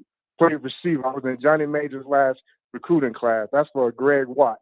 You probably was out there with Horace Morris and the rest of them. I get it. Yeah, Horace Morris. Yeah. I came in with Horace Morris, Aaron Hayden, I was there with all them cats. You Yeah. know, so but anyway, make a long story short, we get all crazy, right? When we recruit these 5-star players straight out of high school, and we thinking they're gonna walk on the college campus and be God. But yet, you can say experienced college players from another team transfer, and they can't be productive. But yet, we expect a player like, let's say, so hold on, Archie Manning, Lamar or any Brown, Lamar quarterback Brown, out of high school to be Lamar the Brown. man. I don't want to interrupt you, but you said a lot, and I would like to rebut this, and I don't want to miss points. Go ahead. So you Let's said go. quite a bit. I'm ready. First thing you said ready, was kid. Sonny Dykes got all the experience. See, the way you hold on, the way you phrase it, as if I said I said he has experience. After being at that team after 1 year, he has experience with his team. That now again, I will give. Hold on, wait. I will give credit. Wait a minute. Referencing last year's team. Correct. You were referencing last year. No, I No, but said you were- okay, Lamar. go ahead, Now I'll go let ahead, you I'm sorry. talk. Lamar, let me Go say ahead, I'm this. listening. I will give this to Tanisha's point. I may have talked in some ways, but I'm going to clarify. But what you've done is you've added to what I said, because I know, first of all, there's certain things I know how I speak, and there's certain things I don't say. But I'll go to this.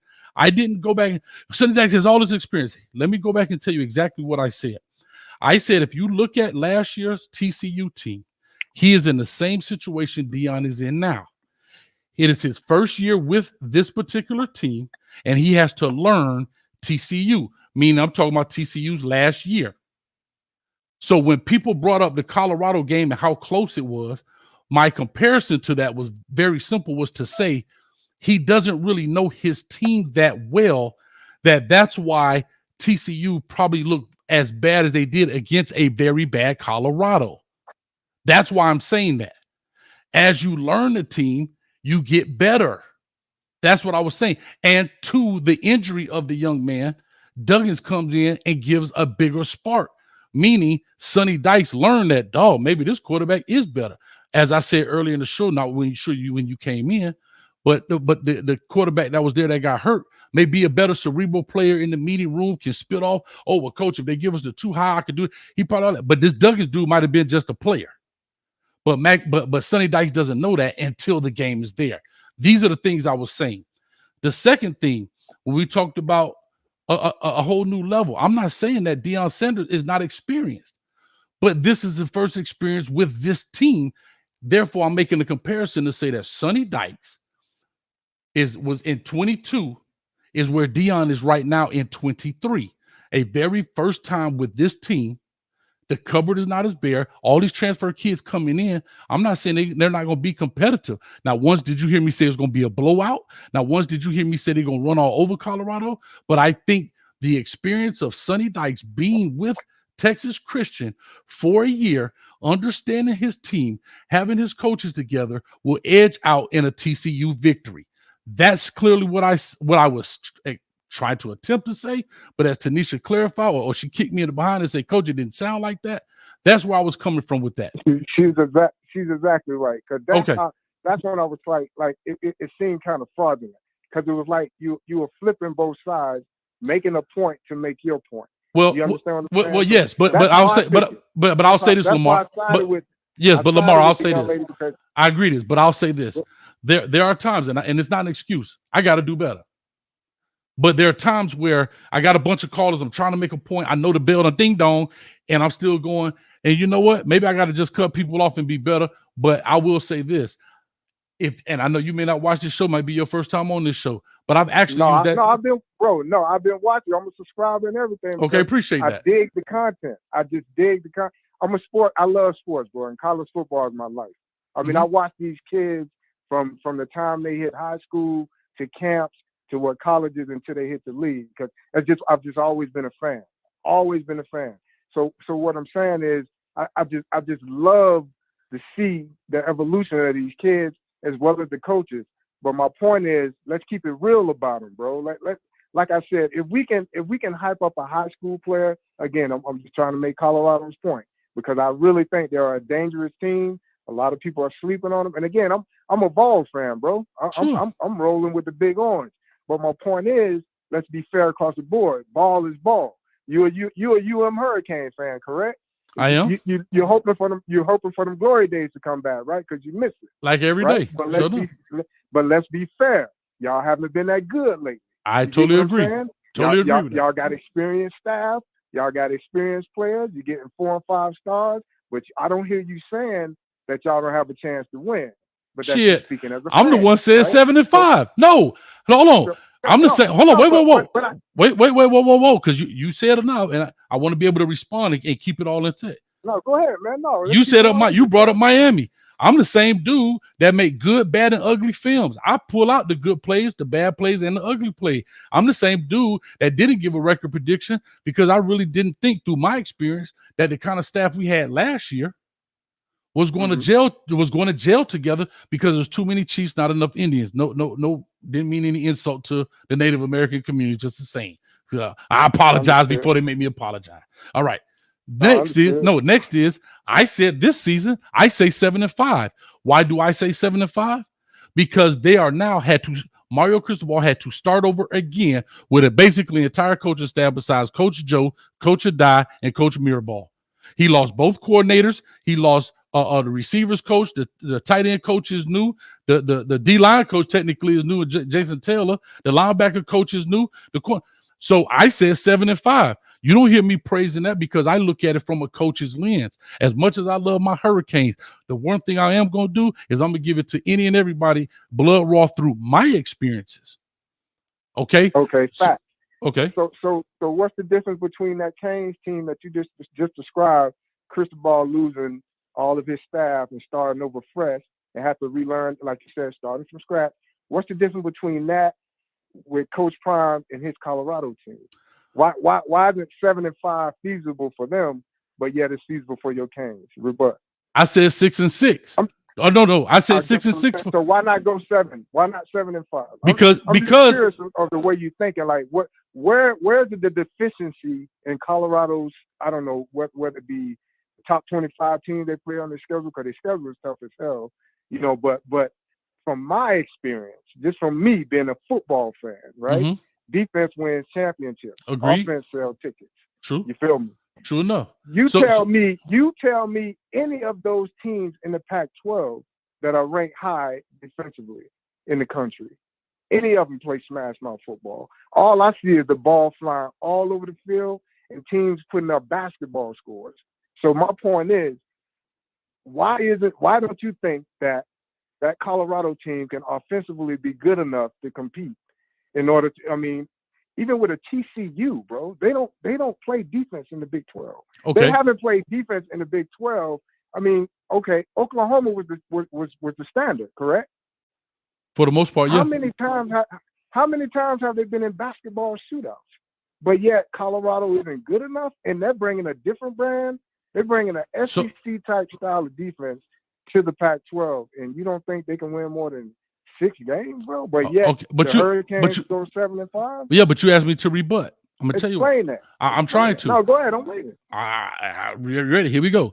So I say 6 and 6. I've given my 6 games. I said TCU. I thought was an L. Okay, I know I'm going down the line because maybe some new callers that don't understand. So I believe in context also, right? Context matters. Correct. I say TCU. I say TCU was a loss. I said Oregon, USC was a loss. I clearly think that Oregon has better players. I hear about the defense, but you can give up a basketball score and win 50-49. Long as my number is higher than your number. Now, one time, do you hear me ever talk about blowouts? Now, one time, can you go pull any tape, Lamar Brown? Can you pull any tape and you say, Coach Hayes, say, TCU finna blow them out. Oregon gonna blow them out. USC gonna blow them out. I said they're going to win. That's all I've ever said. So to your point to your point of saying shootouts, I still think that USC's offense is more potent than Colorado's offense right now if it had to be a shootout. That's just my opinion. Same thing with Oklahoma, same thing with Oregon. I think Oregon has a little bit tougher defense, and Dan Lanning is being the head coach and former defensive coordinator, but I still think Oregon has a more potent offense overall with all of its pieces combined. Okay, that's 3. The next, I look at UCLA. UCLA lost some people. They lost the kid that came from Michigan, the running back, light-skinned cat. I forget his name. But anyhow, I think UCLA is not a pushover. UCLA has pretty good deals. Chip Kelly, not a pushover coach. Again, not saying that Colorado is going to be blown out in any stretch of the imagination, but I still think UCLA pushes this deal out. Oregon State, was another L, simply because they play solid football. You go look at them. I want to say, I may be wrong if I say this, I want to say that they were the top defensive team in the Pac-12. For whatever that means to you, it does mean something. All right. And then Utah is my sixth one. Utah is the sixth one, because I think that is a juggernaut of a team that is not flashy. They don't get all the love. They don't get all the pub because it is Utah. But at the end of the day, I really think that Utah is a well-established team. Now, could any of that change due to injury to those teams? Most definitely. But as a preseason pick, that's why I say 6-6. I think y'all can definitely beat. I don't see other wins. Can y'all beat Nebraska? Yes. Can y'all beat Colorado State? Yes. Can y'all beat Arizona State? Yes. Stanford? Yes, you can beat them. Is there anybody else I'm missing? Is there another team? Did I say 6? Is the Cal? No, they're not playing. They're not playing Cal. They're not playing Cal. They're not playing Cal. There's another team I'm missing. But anyhow, that's why I said 6-6. And now I think it's Washington. You said Washington and Washington State. I think they can beat Washington State. That's correct. That's the 16. Yeah. So now 6-6 is why I say that. The only reason I give 7-5 to Miami, because I look at the caliber of players and the longevity they've been on this team together. Yes, it's a new coaching staff, but this is now James Williams' number 3rd year. This is Leonard Taylor, year 3. This is Restrepo's an experienced guy. You are bringing back a TVD, and the only reason I don't give them more wins than 7 is because I don't know which TVD we're going to get. Are we going to get 22 Tyler Van Dimes, or are we going to get 21 Tyler Van Dimes, or 22 Tyler Van Dam? I don't know. So therefore, I'm cautious with my stuff and saying 7-5. On the defensive side, we got players. Might be some question at linebacker, but we have some guys who played. And still, I think a lot of people think 7-5 is low. But I'm saying, hey, the ACC Pac-12, half a dozen in the hand with 6 in the other when it comes to the kind of conference it is. Pitt is down. North Carolina, we ain't beat in 5 years. So that's a rough one right there for us. I think we should mollywop Boston College, but I don't know about Louisville. Florida State is rolling right now. Who else are we playing? Texas A&M, I think they just got a better team than we have right now. Even as bad as they were last year, I think Texas A&M still comes in here and give us the business. Unfortunately, that's just how I feel right now. Miami of Ohio, we should win. Bethune-Cookman, we should win. And Temple, we should win. So I'm saying all that I'm saying. That's why I say 7-5 versus 6-6. And I say this. I've said this at the beginning, Lamar. If they go 6-6, I said this, Coach Prime, they should make a trophy for him, a statue, because for you to gut a program that's never been done before, come back in and win 6 games, bro, that's a beautiful stepping stone, a great baseline to build a program off of for the next 3 to 4, 5, 6 years. Fair enough. And all due respect to you and your followers, bro, it's like this for me. Okay. All I'm saying is let's be fans, right? Let's be fans. But you holding a platform, correct? So, okay. So I need you to do me this one big favor, bro. Always be willing, since you're willing to give out the good and bad, be willing to accept the criticism, good and bad. Because see, everybody has an opinion. The only difference is, just like Coach Prime, you put yours out on Front Street with your platform. Colorado Buffaloes and Coach Prime, they're susceptible to that criticism and taunting because he's not afraid to put himself out. So let's just be fans, respect it all across the board, and keep it 100, man. So Lamar, hold on, Lamar. We all have opinions. Lamar. So let's just keep it 100. Lamar, I'm all good. Listen, I'm all good with your opinion, but you know what? As they say today, you know what triggered me? What do you think triggered me to respond to you the way I did? Well, the fraudulent, of course. That's okay. So therefore, listen, you can say whatever you choose. You don't, it's a lot of stuff. But if you call somebody, but if you call when you say so-called and fraudulent, therefore I'm going to address it. You can say this dude crazy, he don't know you're talking about that. But therefore, when you start hold on, Lamar. Because when you do those kind of things, I'm going to respond. Now, should I respond? Maybe not. Maybe that ain't the professional thing to do, whatever. But again, we ain't It ain't cursing about each other that, out. man. We We're have men. hold on, hold on. We are men. We're men, bro. We It's are all men. good. But what I'm trying to tell you is, I wanted to make sure. See, here's what I like to do. I'm a person that I love to face things head on. If somebody does that, me too. Check this out. Let me ask you a different question, Lamar. Now that we've had this conversation, do you look at what I said differently, or do you still think it's a fraud? Or you think I'm fraudulent? Of course, I look at it. I look at it differently because we had the time. We took the time and took advantage of the platform, and we had a conversation, bro. This is what I'm talking about. Like, we get a lot of fly-by-nighters with opinions, right? And again, people, like you said, people troll, leave opinions or whatnot, but they don't take the time to really sit down and analyze the situation, because at the end of the day, bro, it's always about these kids and giving them a fair shot to be what they need to be. We're just fans. We all out here fans with opinions, but let's give these kids, as well as these coaches, a fair shot all the way across the board. Because of course you want your team to win. Of course Colorado wants to win. Of course I want the Vols to win. But let's keep it real though, bro. What's not real? I'm saying, what's not real about saying 6-6? My point is, nothing is a matter of fact. We can dissect and break down each play, each player, each coach, each decision. Okay. Correct? Yeah. But nothing is a matter of fact. But a lot of people, like even yourself, like, it's a fact Colorado's going to lose. It's a fact Sonny Dykes is a better coach. It's a fact that Sonny Dykes had a more experienced or talented team, when we haven't even seen we've seen the 1-11 Colorado team. We haven't even seen prime. Yeah, but I never. But hold on, Lamar, because see, that right there is not fact. That right there is not fair. You are interpreting it as if it's a fact. If I'm clearly giving my opinion, that's my. Right? Hold on, no, Lamar. Said, bro. Yeah, but you didn't say that. You said it's a fact that Sonny Dykes is a better coach than Prime. No, first of all, you just said that. I never. Whoa, Lamar. Wait, Lamar. This is how you came off. That's how you were interpreting it. The lady fixed it. Right, she fixed it. The young lady, when she came in before me, she fixed it. She allowed you to speak your piece, and we understood it from that point. But this is how it sounded, is what I'm saying. Yeah, and again, I said to you, I agree. Right. But hold on, Lamar. Hold on. I have a different perspective now. Yeah. Go and ahead. that is exactly why I challenged you to call in. But you know how many times, watch this, Lamar, and this is why this is big to me. You know how many people that looked at that, ignored that, and kept going?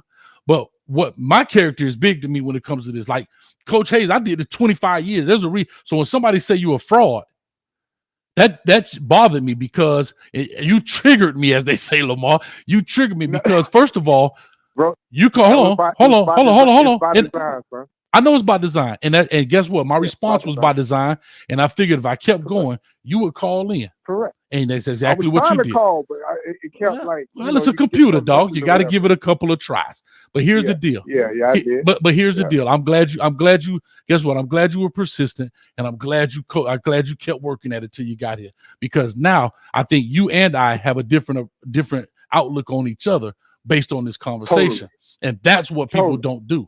People don't have people will take this and troll and so forth and keep rolling.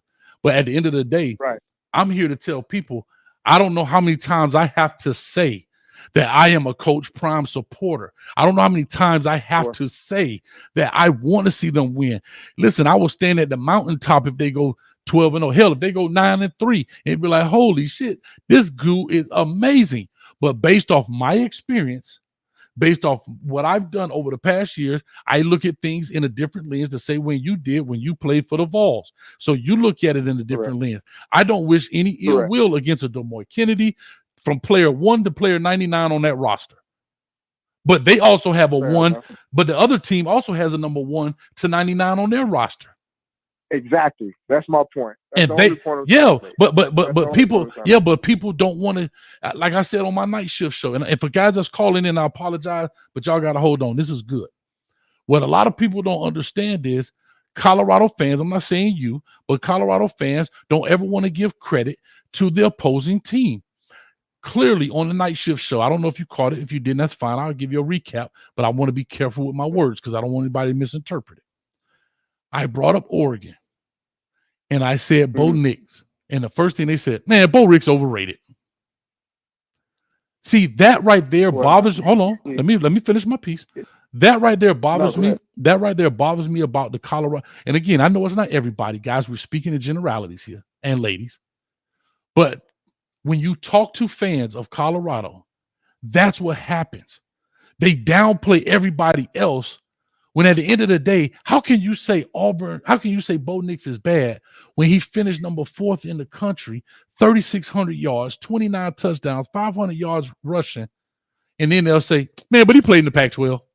It's never saying, you know what, that dude can play, and guess what, Charles Kelly better have some form, or it might be a long night. That's a fair football conversation. Just like Caleb, hold on, just like Caleb Williams. We brought up Caleb Williams. I forgot who that was that called in. Man, Caleb Williams, man, he ain't, man, come on. Y'all, you out your damn mind if y'all don't think Caleb Williams can play this game of football. No, he can play football. Exactly. But again, though, but then, Coach A, this is what I mean by we're just fans. Because in defense of Colorado, let me play devil's advocate here. In defense of Colorado, though, they were 1-11. They were the laughing stock of the Pac-12. Hell, the laughing stock of college football. Correct. So now all of a sudden, you take the nerd of the class, and you make them the star of the class. So of course, they don't know how to handle those bright lights yet. You know what I mean? In defense of them, being fair to them. The lights are bright, man. They got their attention. They got all the cameras. They got all the hoopla. They got the superstar coach, and they got the new players and all that. And they got all the attention, and the media is talking crazy about them. Every platform on YouTube and TikTok and everything is they got that shine. So you got to give them that. They're inexperienced in that field. You know what I mean? That platform they haven't been on since the 90s. So Lamar, may I ask you a legitimate question? Let's be easy on them with that. But I'm not hating. But I'm not hating on them. I'm not saying you're hating. I'm not saying you're hating. I'm just saying, like, we got to. I don't want to say give them a pass, but just let's respect the level of or let me rephrase that. Let's respect the lack of attention that they've had, and just allow that new baby to be born and to grow and to develop. I'm not saying they should be knocking other players, because Bo Nix, it was the system at Auburn that had him looking like it. Because I'm a fan of football again, man. I watch. Bro, Auburn was terrible. Right, they were just a horrible team, and they had nothing around him that was gonna elevate his game and his style of play. Oregon was a better fit, and he was young. He was a freshman. Yeah, he's a freshman. Like that's what I mean. We got to give these kids an opportunity to grow up. So Lamar, to be young men. Correct. But Lamar, just what you said is exactly what I'm talking about when I'm talking about experience. Hold on. Remember? Hold on. Do you remember now I can understand that. Okay, Lamar, do you remember your very first game at a Neyland Stadium? Do. Of course, at Neyland Stadium, of course. Okay, do you remember? Louisiana Tech. Louisiana Tech. What position did you play? I played receiver. Okay, perfect. Receiver. Whatever the call was, whatever on break. Ready? Break. You knew that ball was coming to you. You can't tell me them knees wasn't knocking.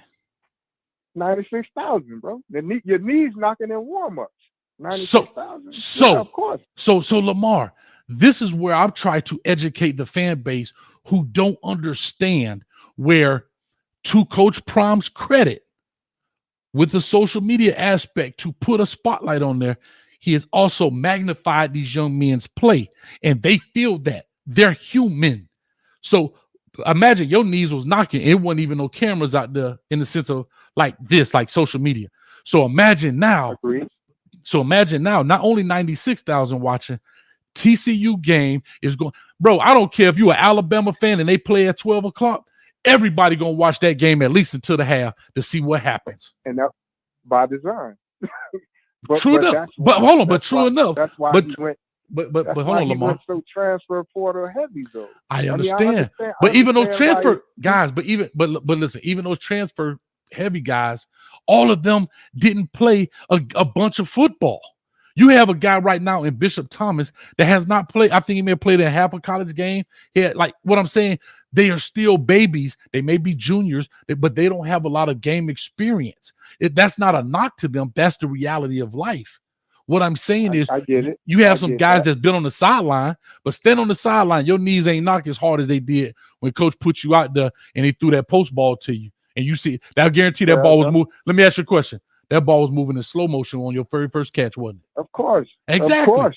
Absolutely. Exactly. But they don't know Absolutely. that. But you didn't know it was going to move in slow motion until he threw it, right or wrong. Because in practice, it's moving 100 miles an hour.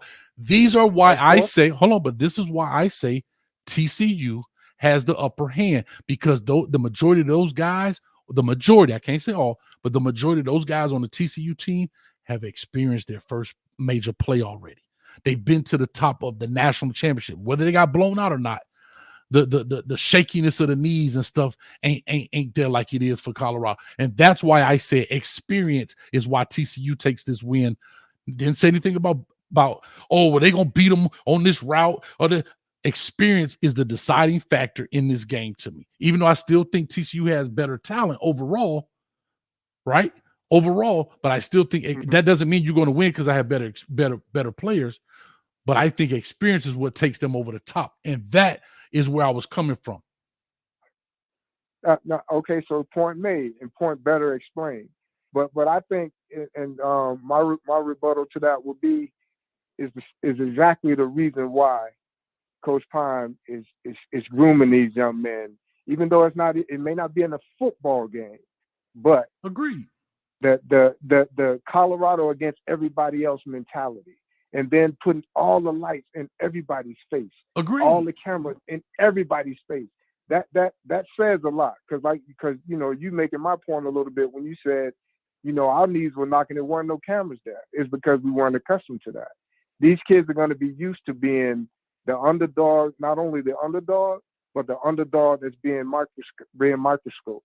They're gonna have at least that sense of comfort and with everybody watching, the whole world watching, because they're being groomed for that.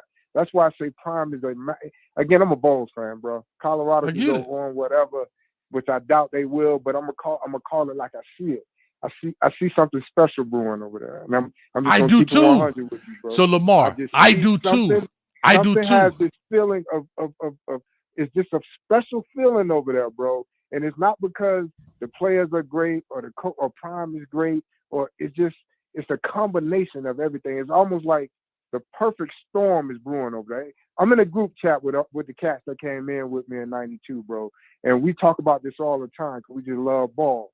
It's just something about that aura over there that's kind of scary, and people are underestimating the hunger and want by those kids that feel like they got overlooked at another place. Because remember, we still rated those kids 4 stars, 3 stars, 4 stars coming out of high school or whatnot. It's not that they can't play, so it's obvious that they can play.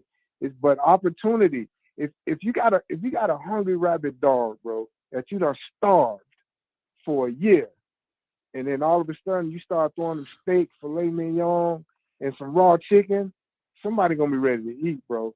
And when they eat and get that taste, they ain't gonna want to give it up. That's all I'm saying, bro. As a player, that's Lamar, all I'm saying. And Lamar, you're 100% right. But the key word you said, brewing. Water I get what you're saying. Water doesn't come out boiling. It's got to get to that temperature, and that's where I think they're going. And that's all I want to say at this point is that I think that they do have something special, but they got to get it to that temperature, because here's where the real special is going to come in. Hold on. Here's where the real special is going to come in. Not these guys.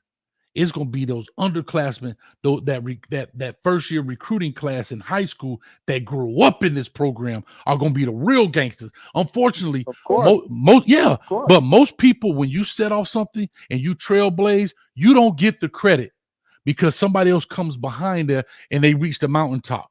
But you blaze the trail, and that's what these guys who came in as this I've said this on the show before. Every kid that transferred into this school 20 years from now, if they do major things or whatever, they bring people back at halftime, they're going to actually acknowledge and recognize them as the class who put Colorado back on the map. They may not win a natty, they may not win a conference championship, they may not get a ring for a damn thing, but they will be the ones who, and that's what I'm trying to get this fan base to understand. And again, I'm not here to be they psychologists come jump on the couch. But at the end of the day, I just know through my experiences, this is what I know. This is what I try to push on. And what I'm really trying to do, Lamar, and I'm going to be done with this because I got some guys in the back. Yeah, we're gonna get. Yeah, but here's what, because I enjoy these conversations. Here's what I'm gonna do. I'm trying to, believe this or not, I'm trying to lower the expectations for the young men and let the young men exceed our expectations. Now, let me clarify that because I don't want us to be crazy. I would rather say, hey, they going 6-6. Not that I don't believe, and they come out and mess around and go 10-2 and beat our expectation, than saying, man, they going 10-2 and then they go 6-6. Of course, I see your point. Because but I'm trying to again, take the pressure. Hold on, but I'm also trying to take the pressure off of Coach Prime. Because when everybody's screaming 12 in this or 11 in this or 10 in this, and let's just say, watch this. You want to see some naysayers? You want to see some naysayers? Let them go 6-6. Man, I tell you, they suck. And I'm calling it a success. What I'm saying is, let's be reasonable and have reasonable expectations due to everybody's in uncharted territory, Lamar. Everybody. So how about that's the beauty of it? That is the beauty of it. That's the beauty of it. So how about let's say, you know what? Let's walk this thin line of kind of right in the middle. And you know what? If you go 5-6, that ain't bad. But if you go 10-2, man, he exceeded our expectation. But when you put him at the top of the path, but when you put him at the apex of the mountain and he doesn't make it, you know how many people are going to turn on this guy? Do you know how many you know how many people, including the main media, which you know they want to do because they want to see him fail. The main media is going to come out and say, he couldn't do it. He couldn't do what he was promising. And Coach Prime has never once came out and said he gonna win it all. He said, I want to win ball games and dominate. Now, but again, people are drinking the Kool-Aid that he never asked you to drink.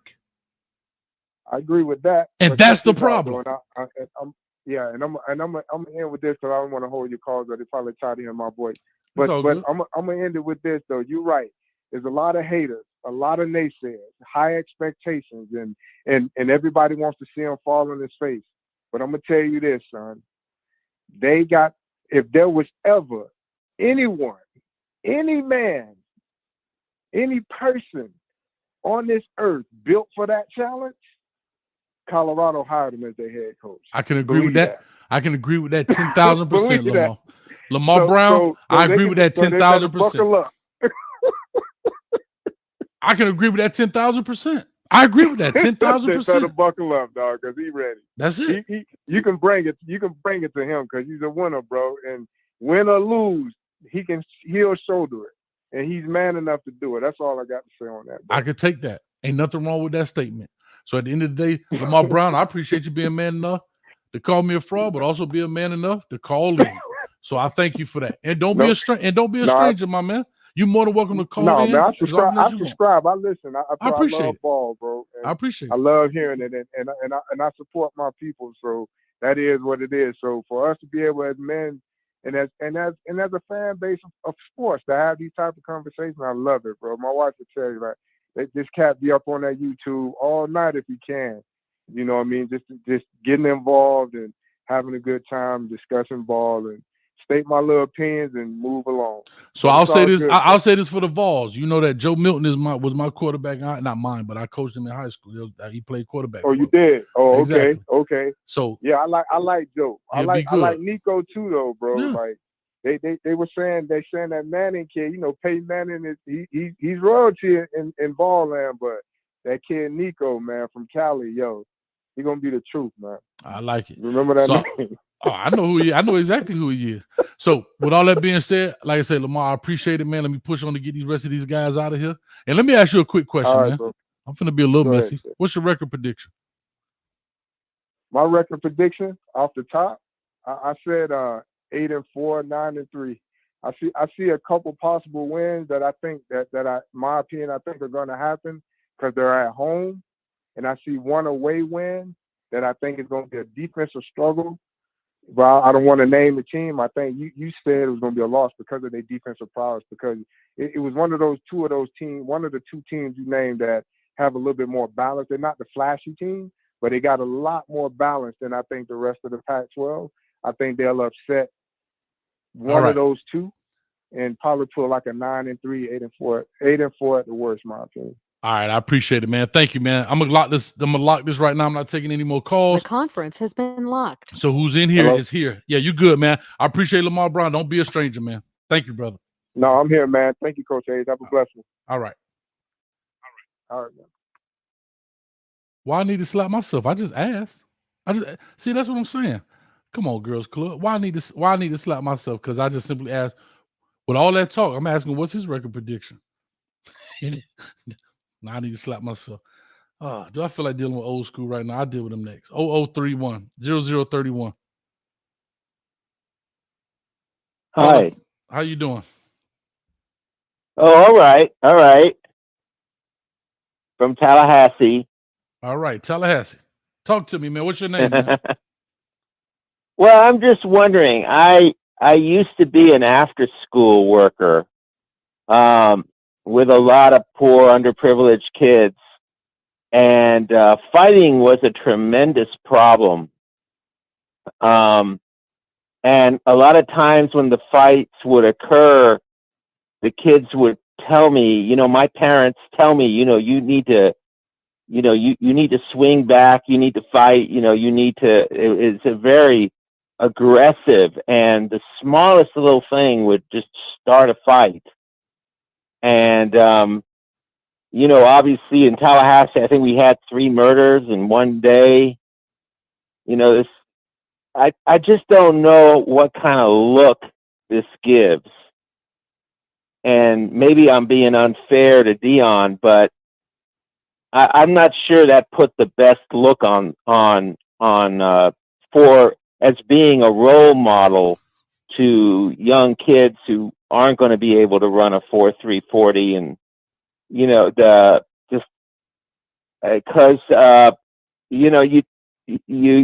gotta control your emotions at work. When you're trying to study for med school or that kind of thing. I just don't know what kind of look that is, what kind of role model Dion is being there. Even though I'm a huge Dion fan, I watched him play, and I'm a huge Dion fan. But I don't know if that was his best day there. How do you feel? Well, I've said it already. We see it all the time. You know what? Everybody have fights. If that's the question, then we have to question Nick Saban. We have to question any coach that you admire. There has been a fight in his practice. Any coach that you admire has enjoyed that fight because he sees something out of his team, whether he says that in a news conference or not. I'm telling you, you like, all right, perfect. Now, how he manages that fight, like I said earlier, is one thing.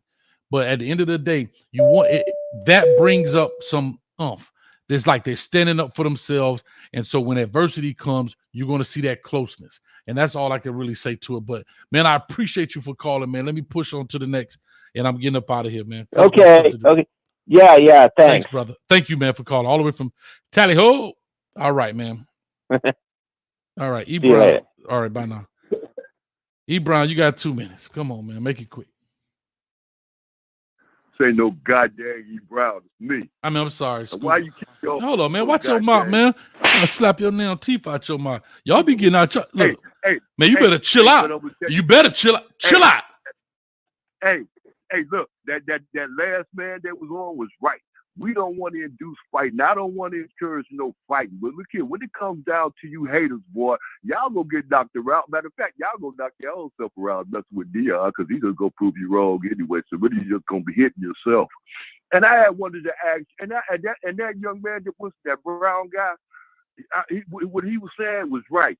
But he came to the conclusion that maybe you not a hater. But me and you already know that you a hater for real. We already know why you hate. So you want to be on you can't be invited to the games. They can't invite you can't invite you to the games because you'll be there rooting against them. And they'll see you in the stands because you want to be right. All you want to be is right. And you want to say, well, Dion ain't going to come in old school. Like that. They gave me tickets already. Cut it out. I already got some CU tickets, man. Cut it out. That's all right. You didn't get it from Dion. I bet you didn't send them to you. If he did, I would What you gonna do? What you gonna do? You're gonna be up there rooting for the guys. Yeah, You're gonna be rooting for the other team. What's in there? As a matter of fact, I'm glad you said it. The South Carolina game, you be up in the stands, and Shadur see you up in the stands, he gonna say, Coach Hayes up in there rooting for us. Nope, you're gonna be rooting for that other guy. Southern Cal game. Southern Cal game, not South Carolina. Whatever. Wherever. You finished talking? And that other man was right. See, this is what I want to bring to your attention too. I'm trying to remember things, and I'm old. I'm 64 years old. I know we're looking at you. I don't care nothing about you being no 40-something. I know who I am, and I know what I am, and I'm not delusional, nor am I blind. Prime got something on him, and the reason why and it's a blessing too, young man. And a lot of people don't understand that blessing part. Usually, when you have a blessing on you, you can't fail. You understand? Nope, you don't understand me. Let me say it again. When you got a blessing on you, you can't fail because you got everything. Oh, look who you got for you. So whoever is against you, they ain't got a chance. So the teams that against them on that schedule, them 12 games, like I said before, only reason why I say 11-1 is because of the fact he was 11-1 for 2 years in the past running. So that 12-0 wouldn't be nothing to reach, especially with the talent that he got. And that man tried to tell you about the talent, but you overlooking the talent. You can care less about the All-Americans, the 5-stars, the 3-stars. You sticking to that 6 and 6. Like it's stuck to your, boy, I'm telling you, you go down with that 6 and 6. This is what I want you to do. That 6 and 6 stuck to me the same way your dentist stuck to your gums. Get that crap out of here, man. Old school, let me ask you a question. Let me ask you a question, old school. Let me ask you a question. Stop talking while I'm talking. Shh. Put your mouth together. Yeah. Here's what I'm going to ask you. Yeah, listen close. Yeah. Do you consider 6 and 6 a failure? Yeah, no, I consider it as a way out for you. See, you don't. I didn't ask you that. What do you consider? What do you consider? What do you consider? What do you consider a failure? Okay, because you said that to that dude too, and you said even some people say 9-4 is a failure. I was not at all. 9-4 is not reaching up. Listen to me. If you ain't answer my question, if you ask me a question, dang it, let me answer. Suffering succotash. Suffering succotash. I would consider 9-4 a failure as far as Deion's concerned, because I know he wanted better for that, and he wanted to plan better for that. You understand me? But that 9-4 would knock the naysayers out of the range. And I know he's going to be winning games in the process.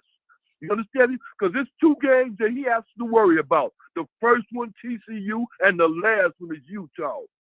And everything is in between is getting him ready for Utah. You finished, dog. I got to go, man. And this another thing. And another thing about that TCU thing. Remember, man, TCU, man, look what the score was when they ran against some real competition. See, real competition. You just can't go to the Pac-12 and, we all nursery schools. We just throw the ball and we all this, we all that. Man, no. Real competition and then see what happens. So when you talk about that coach they got, when he ran into some real competition, you see how he folded up like a wet blanket, right? Yeah. See, that's what I mean about you. Your hating stops you from seeing the future. And the future is prime for Coach Prime. As a matter of fact, say his name right too. He said Coach Prime. And you don't want Coach Prime. First of all, you can't show respect when there ain't no respect. You can't give respect when you ain't got respect, bro. You ain't got respect for that man. How you figure that? You don't have respect, and it ain't the fact you have respect for him. You don't have respect for his coaching abilities. Let's say it like that. Not his players' abilities, but his coaching abilities. Regardless of the fact he just brought us some good coaches, boy, A1 top-notch coaches. That don't. My bad. I muted that foolishness. I ain't mean to mute you. What was the score of that Georgia game, that last game they played? And you talk about TCU. What was the score of that game? Man, you better, boy, you slap yourself. E. Brown, can you come get your uncle? Slap yourself. Yeah, hey, Mr. Brown. You need to slap them dentures in your mouth. That's what you need to slap them dentures in your mouth and get them out that glass off the table by your bed. Hey, Mr. Brown, you was right about him, but he's a halfway hater. But he's on the other side of the hate line. He ain't coming right to the line. He's starting to keep going south of the line. But he's a hater. Yeah, he's right. but he's he got a reason for hate, don't you? Hey, Coach, this is what I wanted you to learn how to say. Look, Coach say, we coming. Say that. And get you a shirt, too, with Colorado on to say that we coming. I need you to start acting like it now. It is. And, We going. right. I'm gonna come pick you up. Let me say this. I'm gonna come Coach, pick let you me up, and say we this. come into a Colorado dentist right near you. Yeah, okay. How about that? Hey, Coach. And you know what? And you know what that guy, the guy that just called Brown. You know what he was right about? The last time we seen something like this was with the Chicago Bears, with the Richard Perry and all them. Yeah, this is the last time we seen something like this. I've been around for a long time. I know you've been around for a long time. I can tell. Yeah. I've seen this before. This ain't nothing new to me, Coach. Just say, hey, Coach, this is strange what's happening right now. You ain't just lost you ain't just lost your teeth. You lost your mind also. I guarantee if you find one, you'll find the other. Get up out of here with that foolishness, man. Hey, old school. Yeah. Hey, and let me ask a question there. Go ahead, Coach, and yourself, okay? Go ahead. Hey, Coach, I like your give me an example. The way you went through the theme tonight by giving you an example about things that people are talking about or what have you. Because it encourages dialogue, and I think the dialogue that you had tonight with Mr. Brown and some of the other calls, I mean, it brought about, it made me think a little bit. It made me think a little bit about some of the things that I've talked about here for the last couple of months or what have you. Now, the thing you talked about early in the show, you talked about the fighting that took place between the players on the Colorado Buffalo team. Mm-hmm. I mean, you're going to have the fighting. You're going to have the fighting when you have when you're going to have contact in a competitive sport or anything that's competitive where you're going to have contact. You're going to have fighting. However, you do know that the consequences of not addressing it or addressing it, because if I give an example, not related to football, when Draymond Green and Poole had their scuffle last year at the beginning of the season, it changed the whole dynamic. It changed the whole dynamic of that basketball team. It hurt that basketball team in the end because they were constantly addressing that issue throughout the entire season. Even though it was addressed, it still hurt the team in the long run. So you're right about that. I mean, and tonight you fell prey to reading some of the messages going through the chat line tonight. You fell prey to it. You let somebody trigger you. You let the man trigger you. Let somebody take over your show. You should never do that, because you know why? Because you are a good host. You are knowledgeable. You allow people like Old School and myself and some of these others to come on the show, give their opinion or what have you, and you address them with whatever knowledge that you have about the situation so that they'll know about it. Mm-hmm. So I appreciate you for that. Okay? I would never tell you, I would never be disrespectful enough to come up to your show and call you what did he call you? A whatever that regardless. Term was. But I will say this. Yeah, look at that shirt he got on. But the thing is that, and when we're talking about injuries, we were talking about injuries, talking about the difference between, why injuries discussed. You as a coach know that every time that you prepare for a football game, one of the things that you include in your evaluation for the next opponent for your football team, you talk about injuries, man. You talk about injuries. You want to know who's going to play, who's not playing, who's injured. If they're injured and playing, you want to know if you can attack them. So injuries plays a part in it. Injury plays a part in how you're going to scheme for a team, even gambling, man, and even with with the fan talk or whatever, injuries play a part of it. That's the whole idea. It has nothing about being disrespectful to anybody's. What you doing all this bloviating, man? What's this bloviating? You know. What I'm saying is that you throw out a question out there, and you give people opportunity to speak on it. But then you have these people who come on here who think they know what they're talking about, and they have absolutely no clue because they never participated in an organized anything. But here's my thing, They Ebron. want to come over, they want to give you your opinion or whatever. Ebron, this is what I'm gonna say. This is what happened, ladies and gentlemen. See, this is why when he brought up the word fraud and it hurt my feelings, I know I'm a good person. I went by the nursing home and look who I'm talking to. And I'm sitting here listening at the nursing home. I got old school right here. You know what I'm saying? He spit when he talked. And then I got E. Brown. He over there looking at reruns of he looking at reruns of Laverne and Shirley.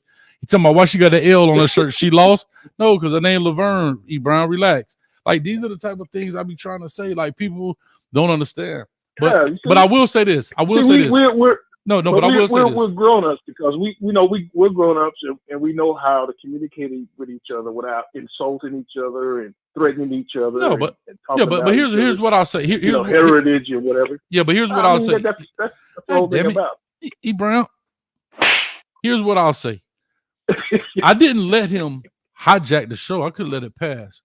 But what I wanted to do was I was trying to get an understanding. Tanisha clarify some things of what I said. And I said, I'm going to be honest, that was my fault. Maybe I was rushing because you got, like I said, we had quite a few people in the chat. Maybe I was rushing through it because I know that was something I had discussed in the past. And so maybe Lamar Brown. That is your job as a host of this show. Your job as a host of this show is to make the show intriguing, to encourage dialect. And that's what you were doing. Correct. If nobody understands that, that's their problem. No, correct. So let me back and finish. Hold on, because you hijacking my show right now. Just what you said I did. You doing it. Can I no, man. You on time out, man. Till your teeth finish bubbling in that glass. You won't come back. Here's what I'm gonna say. E. Brown, look here. Yes, sir. Okay, here go a mute button. Look, he's still talking. Here's what I want to say. What I was saying was the reason I did that because whatever he was saying, I know that he got the wrong impression. So therefore, I wanted to make sure I clarify. I didn't have to. You got to remember, there's a lot of things. I don't have to do anything, but I wanted to, right? I wanted to have that conversation because I give him credit for calling in. He might be one or two people that have said something and called in. And so what I like about it is, what I enjoyed about it is we both look at each other differently now. And so through that conversation, we can have different conversation versus I let it go, boom, he goes on, I go on. And he might be a dude, like I say, he played for the Volunteers and this, that, and other. I could learn something from him later down the line. But if I don't take those few minutes to learn from him or to whatever, we don't form a relationship. Maybe I can learn from him something down the line and maybe vice versa. So sometimes you should see how you see the chat. I see a lot of stuff in this chat and I let it ride. I don't care. But there are certain things I'm like, okay, I need to talk to this person. I need to talk to that person about. Like, well, coach, you know, and I understand that, but you know, one of the things you got to know is that, you know, when someone has to come onto your show or go into any type of a podcast or entertainment type atmosphere, and they have to brag about or bring up their accomplishments. Yeah, well, I didn't see all that. That tells you, right? I didn't see. No. When someone has to continually say, "I played the game," or "I did this," or "I accomplished that." That's not have to lie to kick. I mean, some people got to lie to kick it. Some people just be talking and don't be doing nothing about nothing. But some people don't. They be talking about it. Look here, I done it. I did it. So I already know what's going on. Some people just keep the old talking. Back to E. Brown again. Tell us the last time you flossed. Anyway, listen. Let me go ahead. I'm about to go ahead and cut this thing out. No, I still would ask E. Brown the question. I want to see the statistics. Which side he want to be on? The hating side? He want to be on the fan side? I mean, look here. We going to see you games. Which we going to be seeing USCU? What side of the seats you want to be sitting on? The cheering section? What, the haters or what? E. Brown, tell me. Well, I'm gonna be upfront with you. There was a guy who called in earlier tonight. God, dog, E. Brown, everything a story. Yeah, he was dead on point. If it's a story behind it, somebody lying. If it's a story behind it, somebody lying. He was dead on point. He was dead on point about the direction the team will go in. He did give the team at least one win for the coming season or whatever. He did give the team respect for one win. E. Brown, I don't even know what you're talking about. You know, you had one win last year. Listen, I'm getting out of here. I'm going to get out of here. I'm tired. The team is loaded. Don't be honest now. Keep lying. No. The team. Say it again. Say it one more time, Panky. Say it. Okay. The team is loaded from scrubs from the hub. Right? The team is loaded with it. The Miami Hurricanes was loaded with scrubs from the hub for the last 2 years, and where were we? We were losers. So if you're going to go by examples, the team that's loaded with a bunch of scrubs from the hub, they're going to be losers as well. All right, let's call it what it is. That's what I've got. I'm finna go, man. That's what I got. No, here's what I gather. I'm finna go. I came on here to talk about a fight, end up getting in one, and I'm cool with that. Appreciate you, Shad. Yeah, I mean, listen, Lamar was cool. Listen, I'm gonna be honest with you. No, they didn't. But see, that's why I find it. I don't think I let him overtake my show, and that's why I think what I did was he said something. I invited him to a conversation. He called in. We had a conversation. See, taking over the show, meaning like he just came in here, he overtalked me and didn't let. No, he said what he had to say. Yeah, he made sense. The other guy you got now don't make sense. That's the difference. He's hating on the other guy. That's all. He's a hater, and he don't even like the man. The man got the same name as his, the same last name anyway. No, that's not true, bro. Hey, boy, if that ain't hate, I don't know what it is. And y'all ain't nowhere near close to each other again, because I can tell by the way he talk, he makes sense. Listen to you's a dang fool. All right. Anyway, no. So hold on, E. Brown. All right. Guess what? I love both of y'all, but I'm finna go. But what I was just saying, at the end of the day, I'm gone. I enjoyed the conversation. Just the way it is. Hey, man. I hear old school. Hey, much respect, old school. Much respect. Go ahead, coach. All right. Appreciate you. Thanks, man. All right. So with that being said, I just want to say I'm gonna let both of y'all go. Hey, peace, love, and hair grease. So anyway, what I was just simply saying was I don't think he took over the show. I think he said something that triggered me. I invited him to the phone. He came on. We had a conversation. I thought it was a very good conversation, right? Everybody gonna come in with their testosterone up, right? He came in with his. I came in with mine. But at the end of the day, I think we both have a newfound respect for one another based on the conversation. And that's the problem. Here go the best part about it. Ain't nobody come on there cursing each other out like when he came on, right? When he came on. I ain't say, man, who you talking to, mother? Now, I might have said a couple of them before he called because I was triggered. I was a little hot. You know, if somebody says, hey, you a fraud at something you done 25 years, a little bit, you get behind you, get a little up under your collar, you understand what I'm saying? But again, he said it was strategic, but my response was also strategic, believe it or not. I want to see if he would call, and he did exactly that. And so, with that being said, that's what it's all about. I'm here. Old school, go to sleep, man. God dang. Anyway, so with that being said, cut this phone line off. That's what these things are all about. And if people don't get that, if people don't know where I'm coming from, then I can't help you. If people don't understand that if I say something and you don't get it, then it's tough, bro. There's nothing I can do to help you. If people, like, I know old school just be talking because he don't have nothing else to do. But if people really think I don't want to see Coach Prime be successful, y'all out your mind. I don't know how many times I give praise for good and I ask questions about this. Or I say, so if y'all don't get that, then I can't explain it anymore. Tough. Nothing else I can do for you. There's nothing else I can do for you when it comes to Coach Hayes football. except wait till September 2nd. And that's it. I enjoy it. I love meeting new people on here. We have a great thing, blah, blah, blah. But because I'm not blowing smoke off of everything that they do on Well Off Media or coming out of Boulder, Colorado, and I'm not jumping around out my chair and I'm yelling, they gonna beat everybody behind. I'm a hater. I'm a Miami hater too then. That's it. If y'all don't get that, then tough.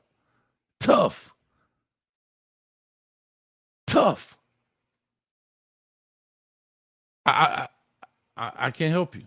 This channel, Coach Hayes Football, comes from a coach's lens about this game. If you don't want to see that, then go watch it from a fan's lens. Go get on a fan show and listen to another fan talk. But if you don't want to pull back the curtain from through my experiences or go under the hood through my experiences about what I know, then that's fine. Go to another show. I wish you would stay. But if you decide to go, I'm cool with that too. But go to another show where a dude will stand there and, man, we going to win this. We going to do that. Go prime. And there's nothing wrong with that. But Prime is still a man. Colorado is still a football team with 11 different minds that got to play at once. And if y'all don't get that, then there's nothing I can do to help you. And I keep saying this is my last thing and I'm out of here. My whole goal, believe it or not, may not come across that way. Tough cookies if it doesn't. My whole goal is to temper the expectations for Coach Prime and the Colorado Buffaloes and let them exceed our expectations, believe that or not. Because therefore it takes the pressure off them because I know that the world is waiting for the failure. I know that. You know how many coaches are waiting for this experiment? They're waiting for this to fail because they have not done it. And if this thing takes off out of control, it's going to change how stuff is done forever. If y'all think coaching ain't a good old boy system, then you out your mind. And you think, we call it what it is. And if you think that Coach Prime coming here, he didn't go up the ladder like they had to do. He didn't come in as a student assistant and a this and a GA and an analyst. He came straight in and became the man. And they don't like that. They don't like the fact he skipped the line, for lack of a better term. They feel like you got to pay your dues. So they don't want to see you win. I'm being honest with you. They don't want to see you be successful at this. And that's all I'm trying to do. So,